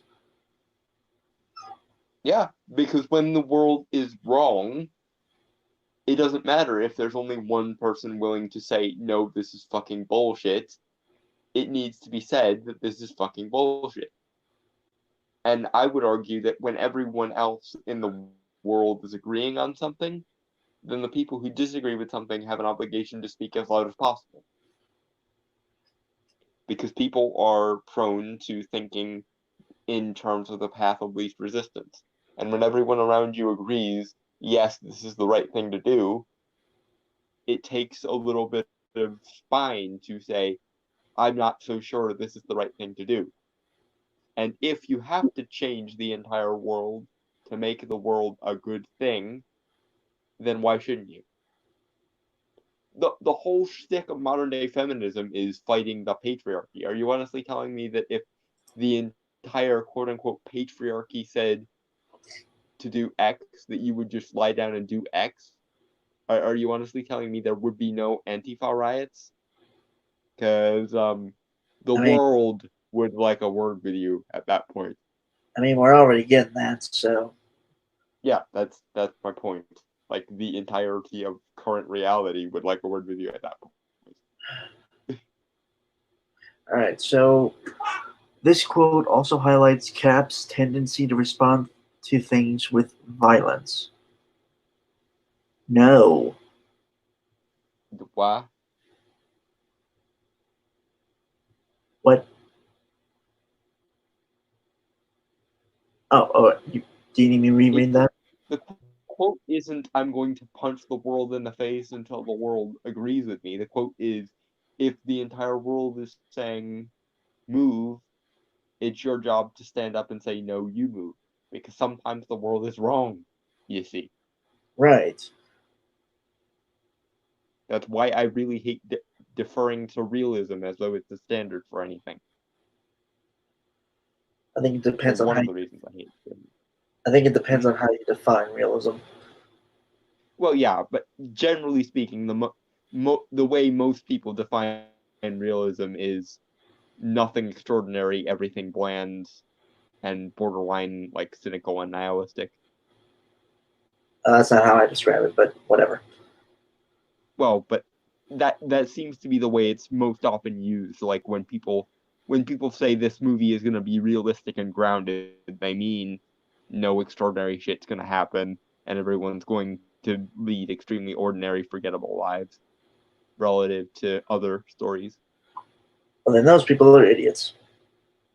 Yeah, but All right. yeah, that's But that yeah, that's a whole nother yeah, conversation. right, right, I only right, brought it up because it's sort of related to the thing, but right. But no, it's. I don't think Cap has ever really been a violent person. I think he's always. Granted, he's always punched things, but that's mainly because either the person starts it or he really has no other choice but to fight. yeah. I think, given the opportunity, he would always try to talk things out. Yeah. I Post think, super soldier serum, he's strong, so he uses his strength because that's what he has at his disposal. right. If he had like Iron Man level intelligence, he would solve most things with his intelligence. If he studied in Camartage, he would probably solve most things with magic. That's people use the skill sets that they have. Hey, Strong hey, people don't, use strength as a motivator. Smart don't. people use intelligence as a motivator, and so on. Hey, Don, you're sounding a little quiet. Oh, sorry. Better? Yeah, yeah. Just Okay.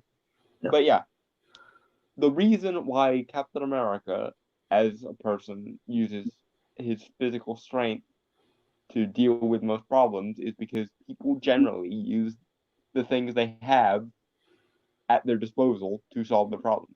If he had like an Iron Man style intelligence, he would use that constantly. If he had Camartage sorcery, he would use that constantly. Because people generally will take whatever advantage they have in life and they will use that. Strong people use strength to solve their problems. Intelligent people use intelligence to solve their problems. Um, Educated people use academically endorsed information to solve their problems, and so on and so on and so on. If you have a skill and it's what defines you as a person, it's probably going to get used to solve the majority of your problems. That doesn't preclude the possibility of more than one skill or more than one way of solving problems, but if you're predisposed to a particular thing, you're probably going to become reliant on that particular thing. It's like in D&D. No one expects a wizard in D&D to rely on punching shit because wizards in D&D tend to be what are referred to as glass cannons. And no one is going to expect a, you know, orc barbarian who beats the shit out of everything to solve a problem with his intelligence because that's simply not the that's literally not the way the dice rolled. Or Lol. I guess it also just depends on the campaign. But that's Well, another. yeah, but I'm speaking generally. People are going to use the aptitudes they have at their disposal to solve their problems, and they're not going to use things that are like directly contrary to their aptitudes. I don't know. I'm just that's another conversation for another time. All right. So where was I? Okay. So in fact, Cap is an impulsive person, and his first response to the opposition is to beat it down. Again, no. While I do kind of agree that he's a little bit impulsive, that's mainly on the fact that he's a little too steadfast in his beliefs. Yeah, he's an idealist, and that's a little bit of a problem for him. So, again, if anything, the problem is Captain America is too trusting and too ready and willing to believe in the best of people. While I think he knows He- the world, like he knows the shades of gray of life, I do think he tends to go to that kind of black and white mentality. Yeah, he tends to be of the mindset of I reject your reality and substitute my own because mine's better. Yeah. I'm not entirely sure I would go that far. Like whenever he's faced with someone who's morally gray, he always is like, I believe there's good in you, and so on. It's kind of like you remember the episode the Emerald Island players of Avatar: The Last Airbender? How Katara's parody was always talking about hope. That's kind of Cap. Okay.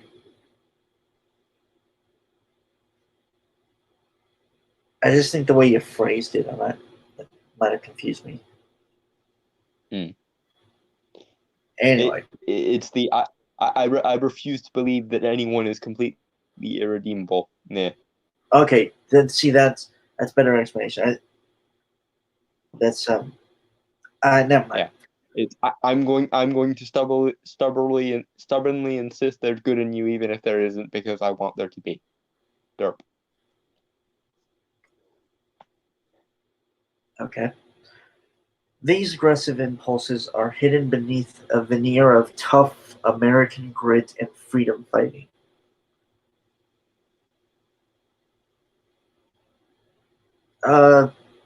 Again, not really.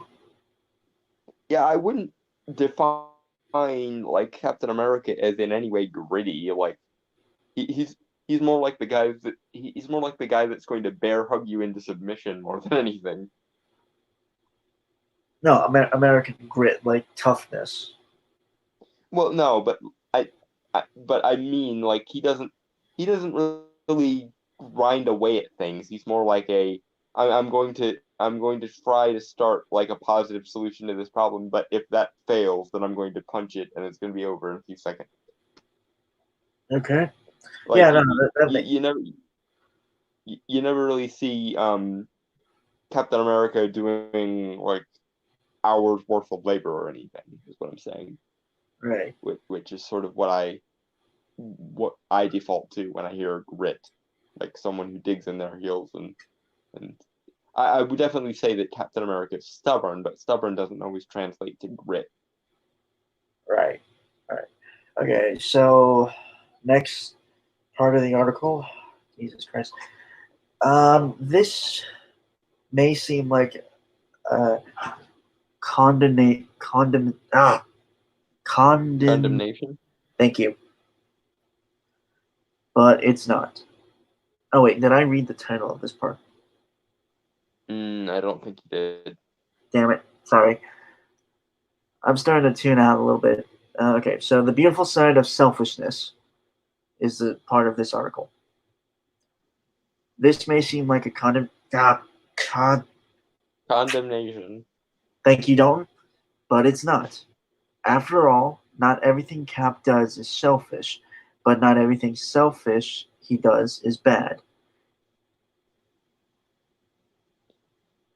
You just spent like 6 paragraphs whining about how Captain America's a bad person, basically. And now you're going to flip the script and tell us, well, I know I just spent the last 6 paragraphs whining, but I mean, it's not all bad. I mean, Oh granted, God. granted, when I was in high school, we always, when we would write an essay on a certain thing, we always had to put in a paragraph or two that would like an argument essay.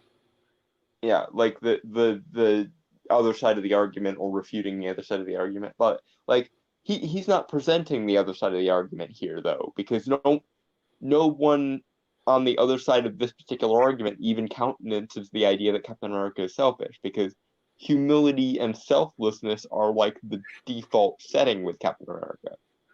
Right. And like even bringing selfishness into the equation as anything other than like a passing mention is sort of stupid. Like stubborn, sure, but selfish, never.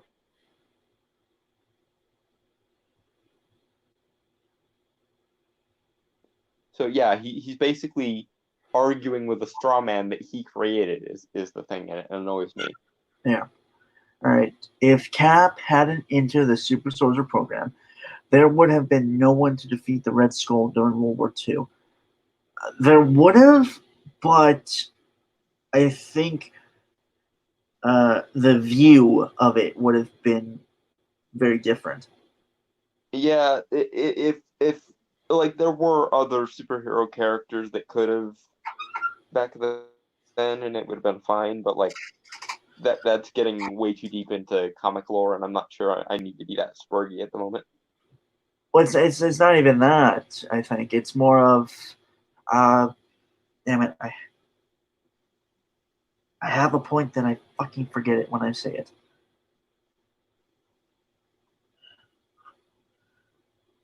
Right, right. Okay, so it's more of like the view of the super soldier because I think Cap represented the kind of gentle giant deal with the super soldier.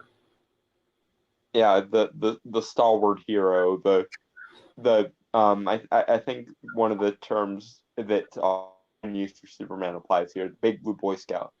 Yeah, I think if anyone else, say the guy, say one of the big tough muscle guys that the general liked, he would have, you know, He would have essentially subjugated the entire world and become like a tyrant. yeah, pretty much. I think the only other person who would have been like the gentle giant would have been Agent Carter had she been given the super Yeah, soldier.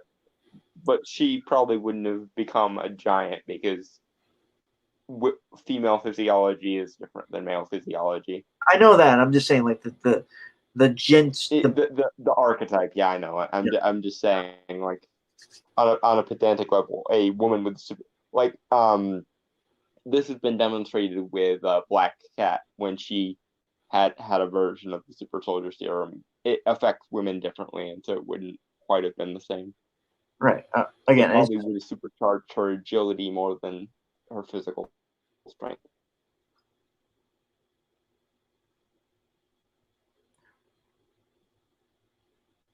I feel like you had to do that, like do the whole super geek thing, What now? like you being a geek on the subject of Well, uh, of of course. I of mean, the science. are we not to be geeks now? Well, no, Is no, there it's more. something? My thing is that it was the whole you being a science geek on a comic book super soldier serum thing is the thing. Like I know it's your thing. I'm not judging you for it. I'm just saying like I felt like you had to do it. Like I feel like if you didn't do Yes, it, it would have exploded. it was inevitable that I would have exploded. Yes. Yeah, yeah. So yeah, but again, Incidentally, if you've never read the book The Physics of Superheroes, you really should. It's an awesome book. is it by that guy, the Because Science guy, or No. okay, It's by a guy who he's also famous for doing the physics of Star Trek, where he explains how like a transporter and everything would work. okay.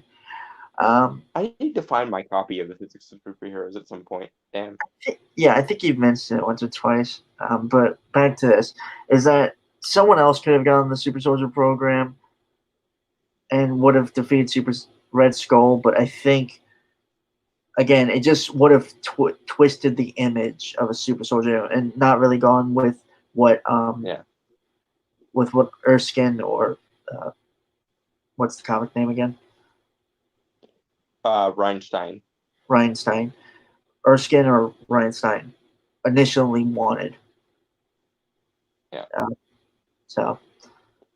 Although there are plenty of non-Super Soldier characters in like the 1940s of the Marvel Universe that could have defeated Red Skull. Right.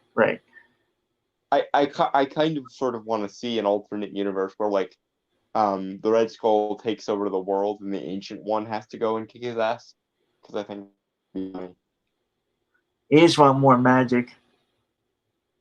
Well, no shit, but I'm saying that would probably be the next logical thing. Assuming no other superhero characters Survive. in the 1940s of the Marvel Universe could have stopped Red Skull. Eventually, he would have just taken over the world, and the Ancient One probably would have looked down from his Tibetan monastery and gone, "Oh shit," and then beat the living shit out of Red Skull with magic. All right. So his unwavering commitment to freedom and privacy is also that what uncovers Hydra's plot to take over Shield and Captain America: The Winter Soldier. See, ironically, if Shield, if it wasn't revealed, like if Hydra didn't actually exist and Shield, like secretly took it over, I think Captain America would have still fought Shield, simply on the fact that what they were doing was if they had just naturally sort of devolved into totalitarians, which, given that it's a government organization with a bunch of secret powers and shit, is entirely reasonable. Yeah. So, I mean, either way, he would have been fighting. Yeah, but the thing is, again, Mr. Clark is being a bit disingenuous because he's classing Steve's commitment to freedom and privacy as part of his selfishness because of the title.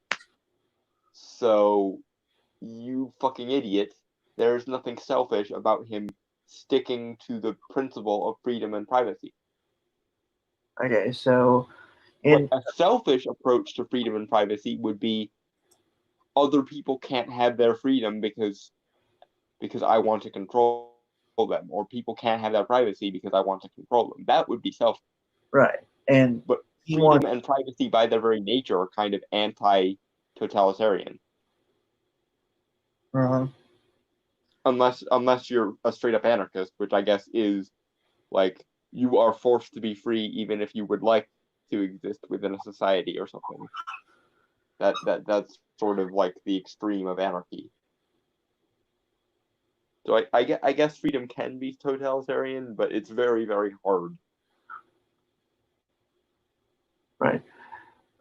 So in Avengers Endgame, it is also his instinct for aggression and desire to revenge that leads the remaining Avengers to hunt down Thanos and ultimately kill him. No. And I think he's miscuing. No, it's not miscuing. Is it misconstruing?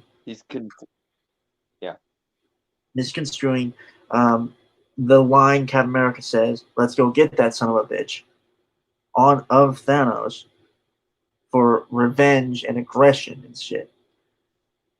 Yeah. Again, he's conflating his point with the actual justification, which is, holy shit, he deleted half the life in the universe. Plus, what technically, the fuck? Yeah. Plus, technically, Thanos is a tyrant. Yeah, he controlled the entire universe because the entire universe wasn't doing what he wanted. Yeah. And I distinctly recall you saying, Mr. Clark, that standing against the world because it was doing wrong was selfish and totalitarian. You just said that about Cap when he said his thing in Civil War and when Sharon Carter said it in the movie. So, how exactly are you going to say that somehow Cap saying, let's not let him do that, is somehow selfish when you just got through saying standing against the universe for what you believe in is selfish somehow?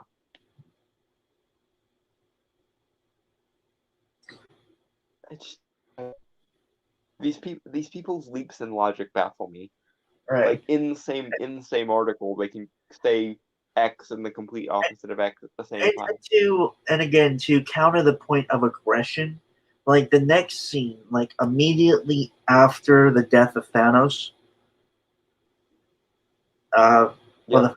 the first death of Thanos is Steve, you know, holding a grief counseling session and trying to help people move on 5 years after the initial snap. Yeah, there's nothing aggressive about let's all sit together and have a cry together. Right. God, that is like one of the best scenes from that movie. Yeah, and Like there aren't a whole lot of great scenes from that movie, but that was a good one. Yeah, I'll be honest, that scene almost got me. That doesn't surprise me. It's weird. I say I'm not emotional, and yet a scene like that where it's just people talking gets me. Almost gets me. Well, because you don't waste emotions. You are stoic, but when something hits the right button, you're a big softy, I guess is what I'm saying. Fuck you. I'm not. That's not a bad thing.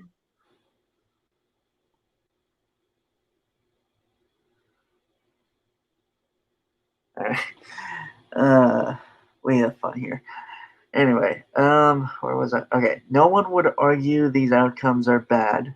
However, the underlying motive behind them isn't as black and white as it may seem.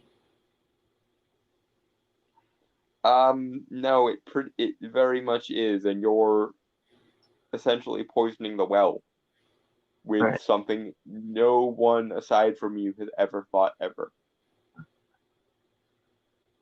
Okay, so this is the last part of the article.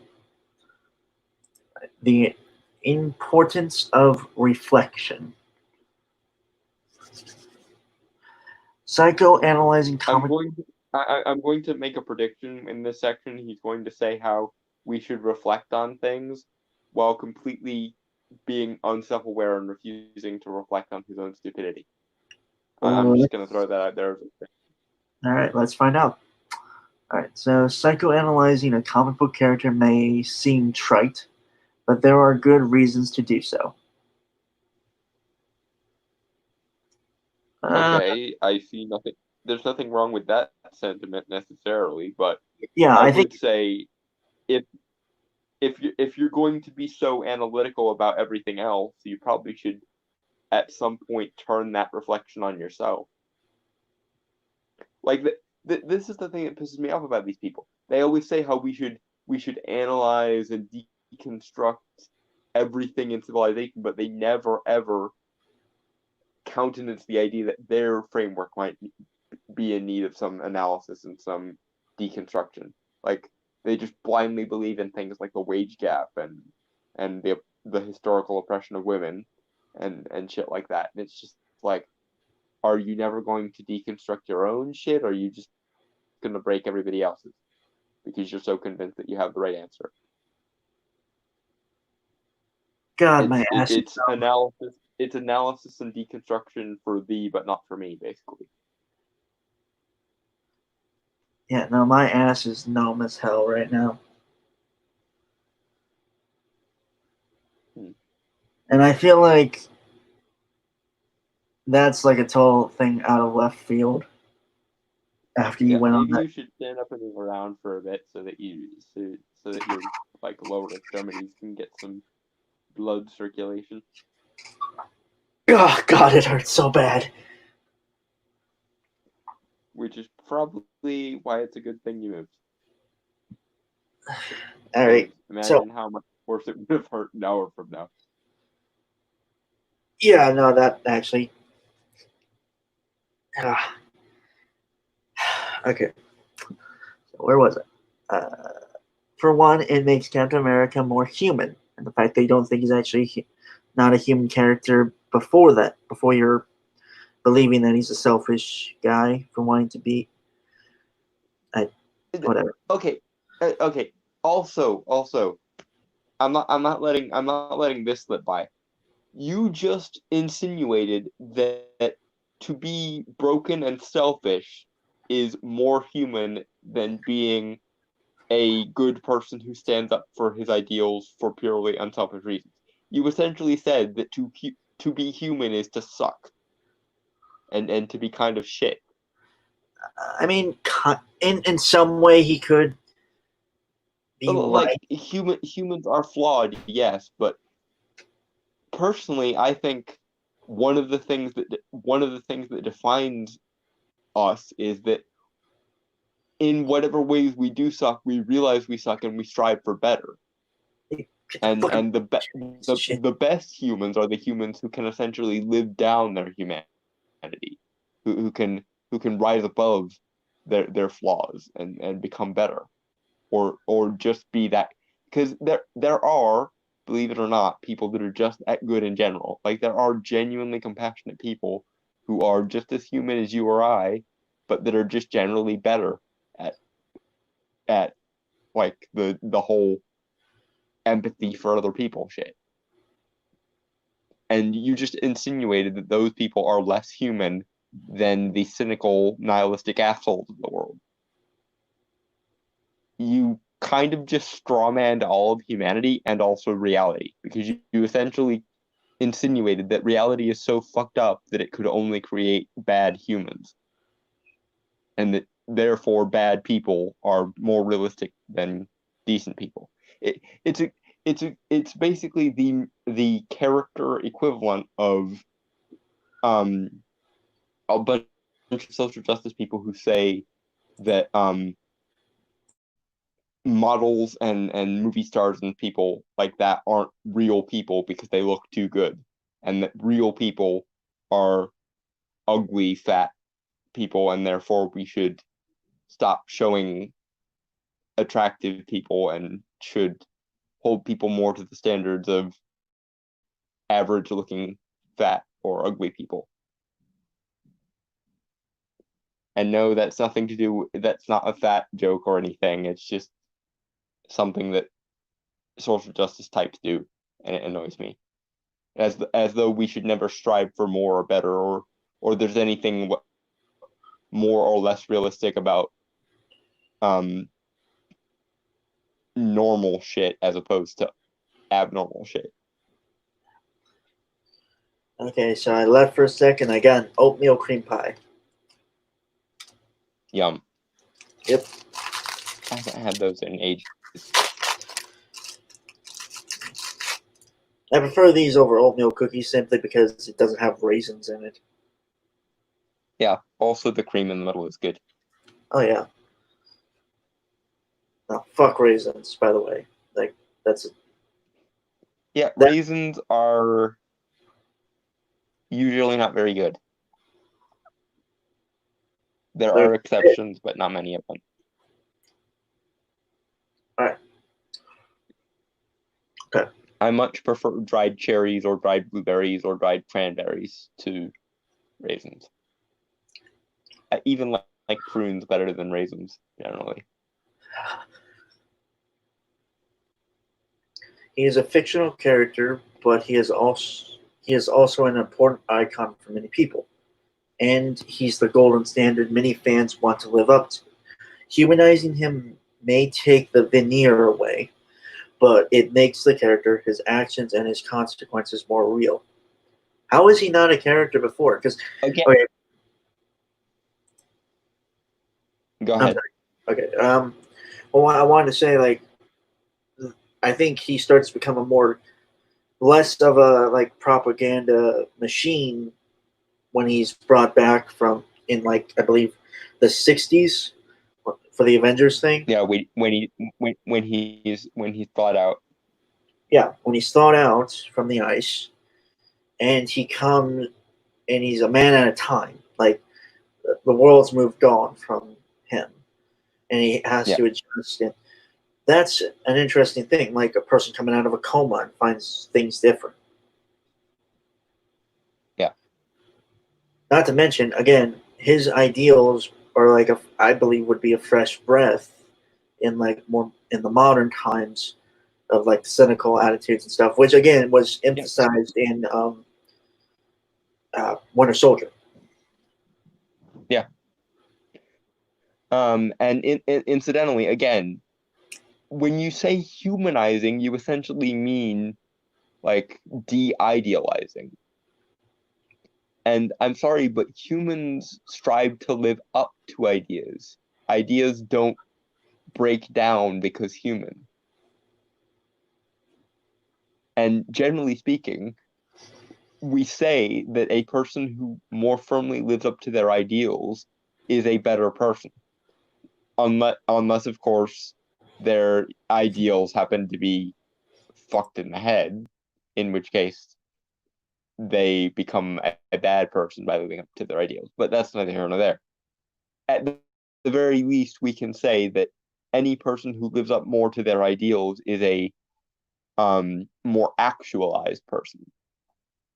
Again, you're kind of conflating the idea of to be human is to be nihilistic, cynical, and shit. Basically, to be human is to be broken. It's basically the social justice equivalent of the Christian concept of original sin. We're all broken, we're all ruined, we're all horrible, so there's no reason to try. That's essentially what you're implying here. Right, and you're yeah. Go ahead, sorry. Sorry, I just wanted to say to the original sin thing. Fuck off with that, and I say that as a Christian.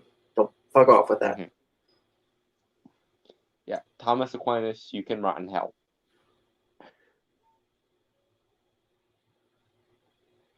Please continue.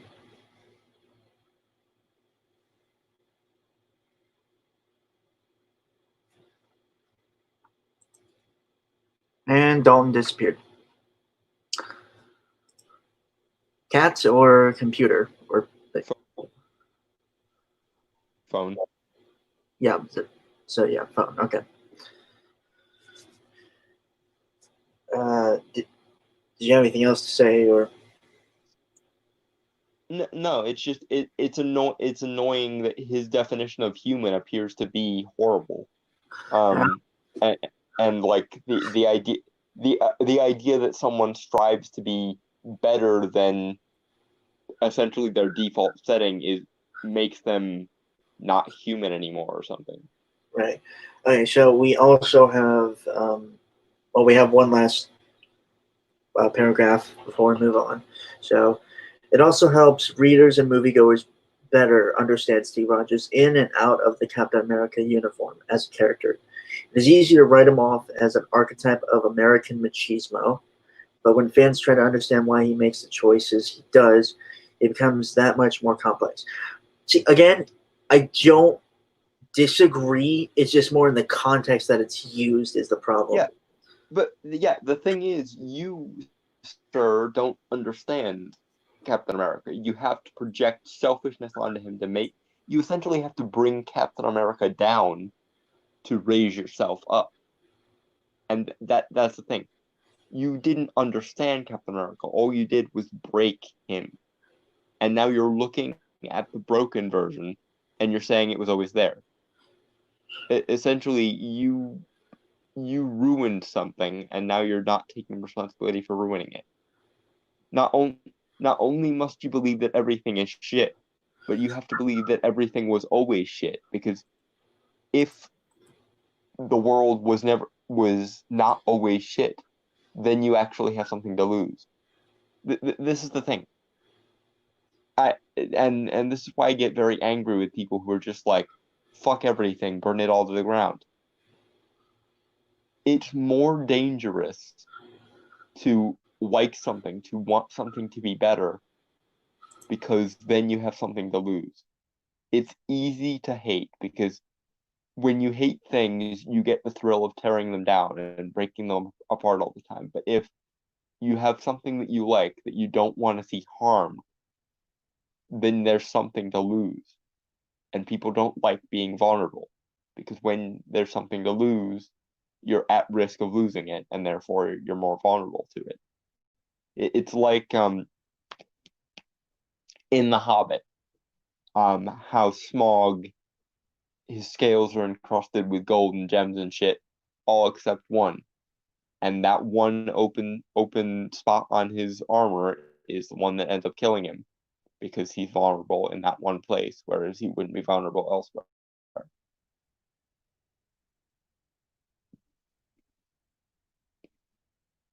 Moving on.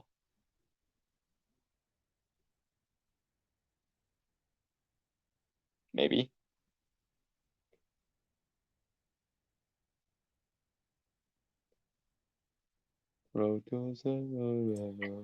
Sorry, I had my mic muted for a second, and I forgot to turn it back on. Okay. Yeah. Proceed. Okay. All right. Being a hero isn't a black and white issue, and seeing Cap overcome selfish impulses for the greater good is far more rewarding than watching him be a do-gooder all the time.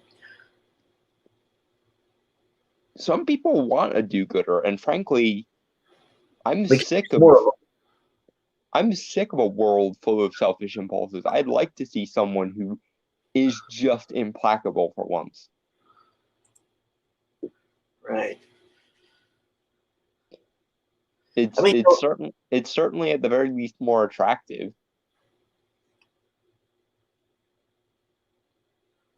right. Okay, so we are going to have to cut it short and with the last article, which is, and we have an article from the Mary Sue, but I want to stretch that. I want to push that one to next week Okay. because I know that one's going to give it. Well, maybe not, but Mm-hmm. again, folks, I am kind of on the brink of passing out here, and I want to get an actual sleep schedule for myself. Also, it's nice to end on a good note. So there. Yeah. All right. So this is from Geek Tyrant. We don't go here a lot. Okay, so James Mangold talks about how he's going to approach Indiana Jones 5. This was published, I guess, 6 days ago. May 20. No, not May 20. May something. I can't. I am not good at math. It's probably 6 days ago. This is by Joey Parr, I believe. And also, if you don't know May who, 24th. May 24th. Thank you, Don. Today's the 30th. Thank you. Well, May 25th, because 6 days ago, May 25th. 10 minus 6 is 4, dude. 30. No, it's the 31st.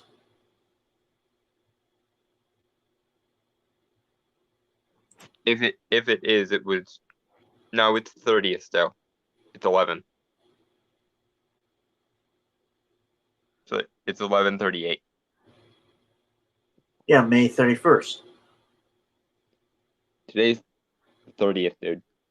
No, dude, I'm telling you, it's the 31st. Is it? I'm Yeah. gonna have to look at that. Sunday, May 31st.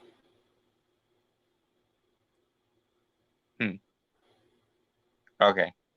So the 25th then. Right. Okay. Also, if you don't know who James Mangold is, he was the guy who made Logan. Yeah.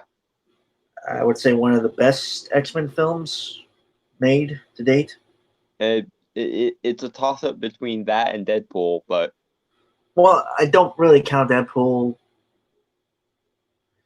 mainly because I Well, think if you can't count Deadpool, then I don't think you can count Logan either because it's not in the well, no, mainline my continuity. thing is that Deadpool kind of follows his own continuity is the thing, and Does he though, or is it just the meta awareness that does that? It makes it confusing. honestly, those movies that whole continuity is fucked. Yeah, because Fox doesn't or didn't know what they were doing. Don't worry, I am making a video series that will hopefully fix it. Yeah. God, that's gonna drive me insane. Anyway, on to the article so we can go to bed. Right. Okay. One of the film projects that Logan director James Mangold is currently developing is Indiana Jones 5 for Lucasfilm and Disney. He's taking over the directing duties from Steven Spielberg. We have no idea what to expect from this next chapter in the franchise, but it will be the final time we see Harrison Ford take on the role of Jones. And it's best to just ignore the fourth one entirely. Probably. I honestly don't remember the fourth one. Ancient Aliens. Ah, yeah, Crystal Skull. Gotcha. Okay. During an interview with CB, the filmmaker was asked about how he will approach the Indiana Jones movie, and while he didn't offer any story details, he said, "I'm always trying to find an emotional center to operate from. I think the most important thing is, in an age when franchises have become a commodity, that's serving the same thing again. At least for me, in the dances I've had with any franchises, serving the same thing again the same way usually just produces a longing for the first time you ate it, meaning it makes audience wish that they just had the first one over again.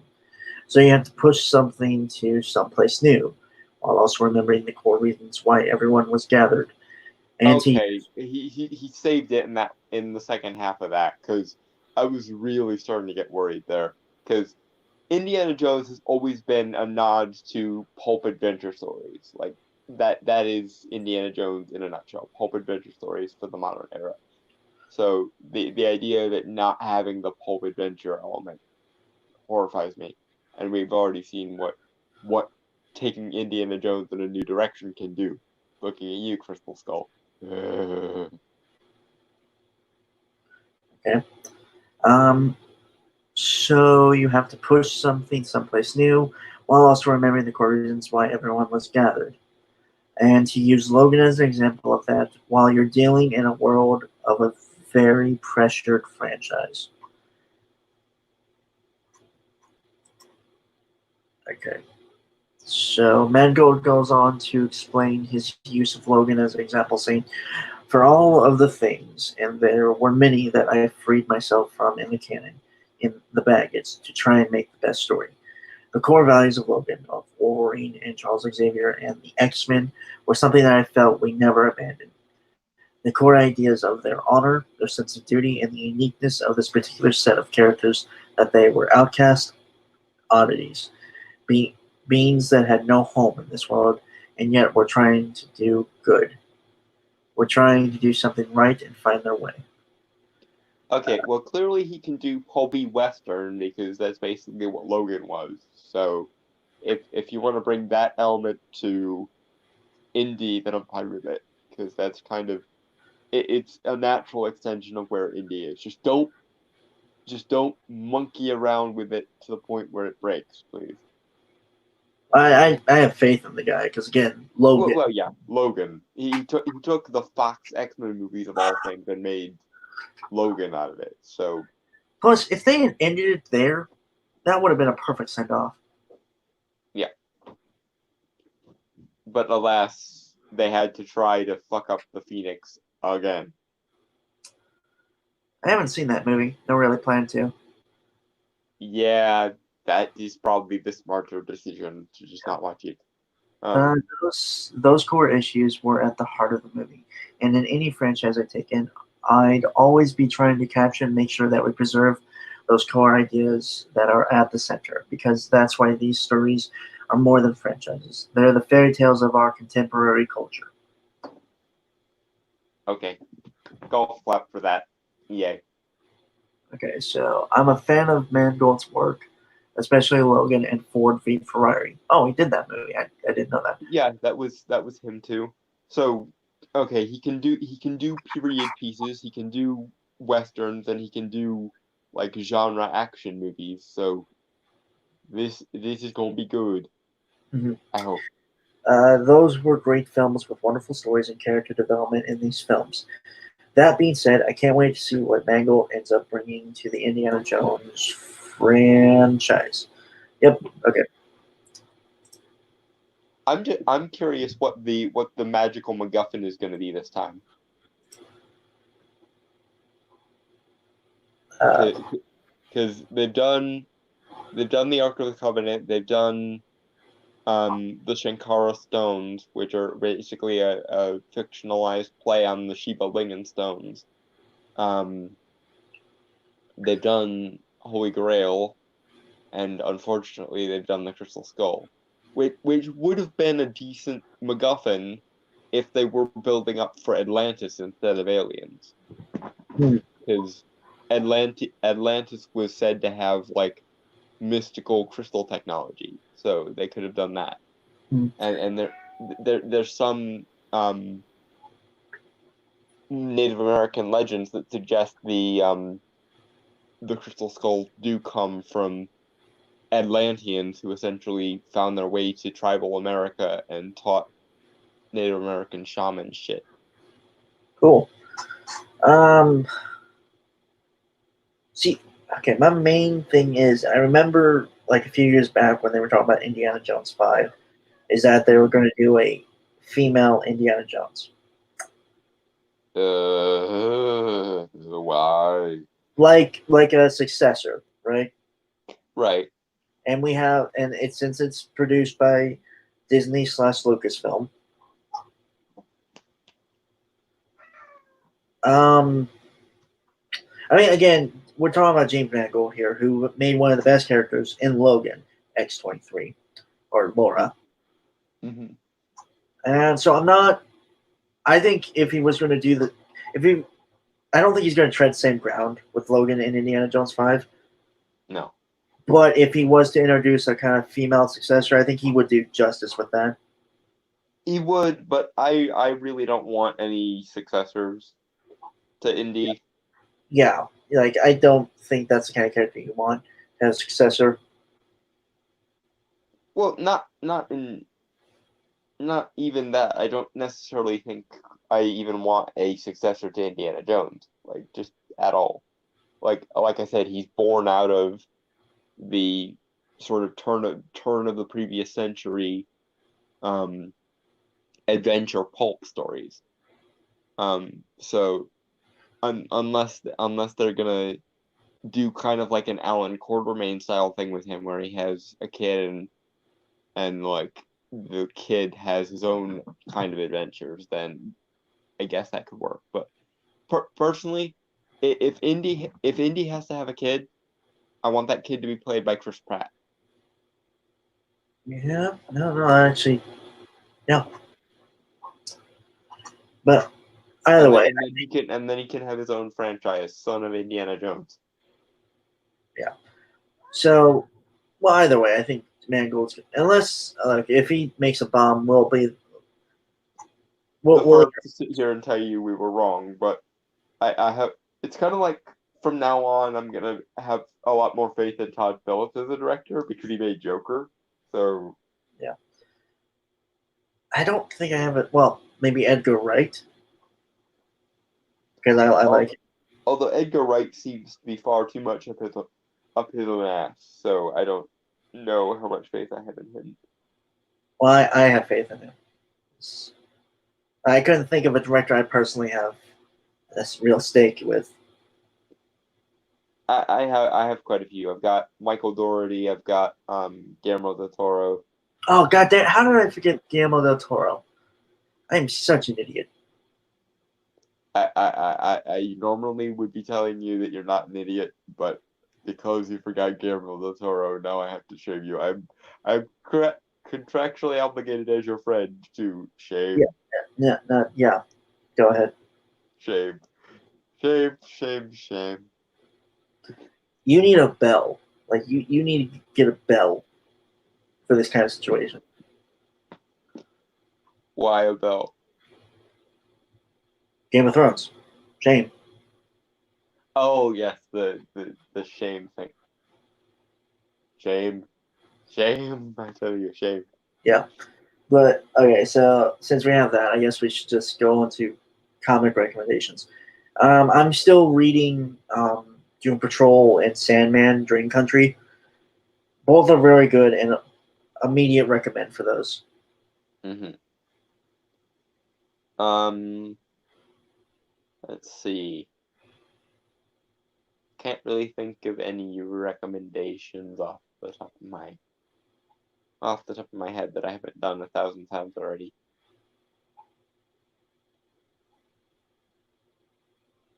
Yeah, I think the main issue is that we haven't gotten any new comics last couple months. So In a while. yeah, My birthday is in July, so I'll probably have some new stuff by then. is it July 4th? No. That is my dad's birthday though. Oh, My birthday is July 25th. you will keep that in mind. Mm-hmm.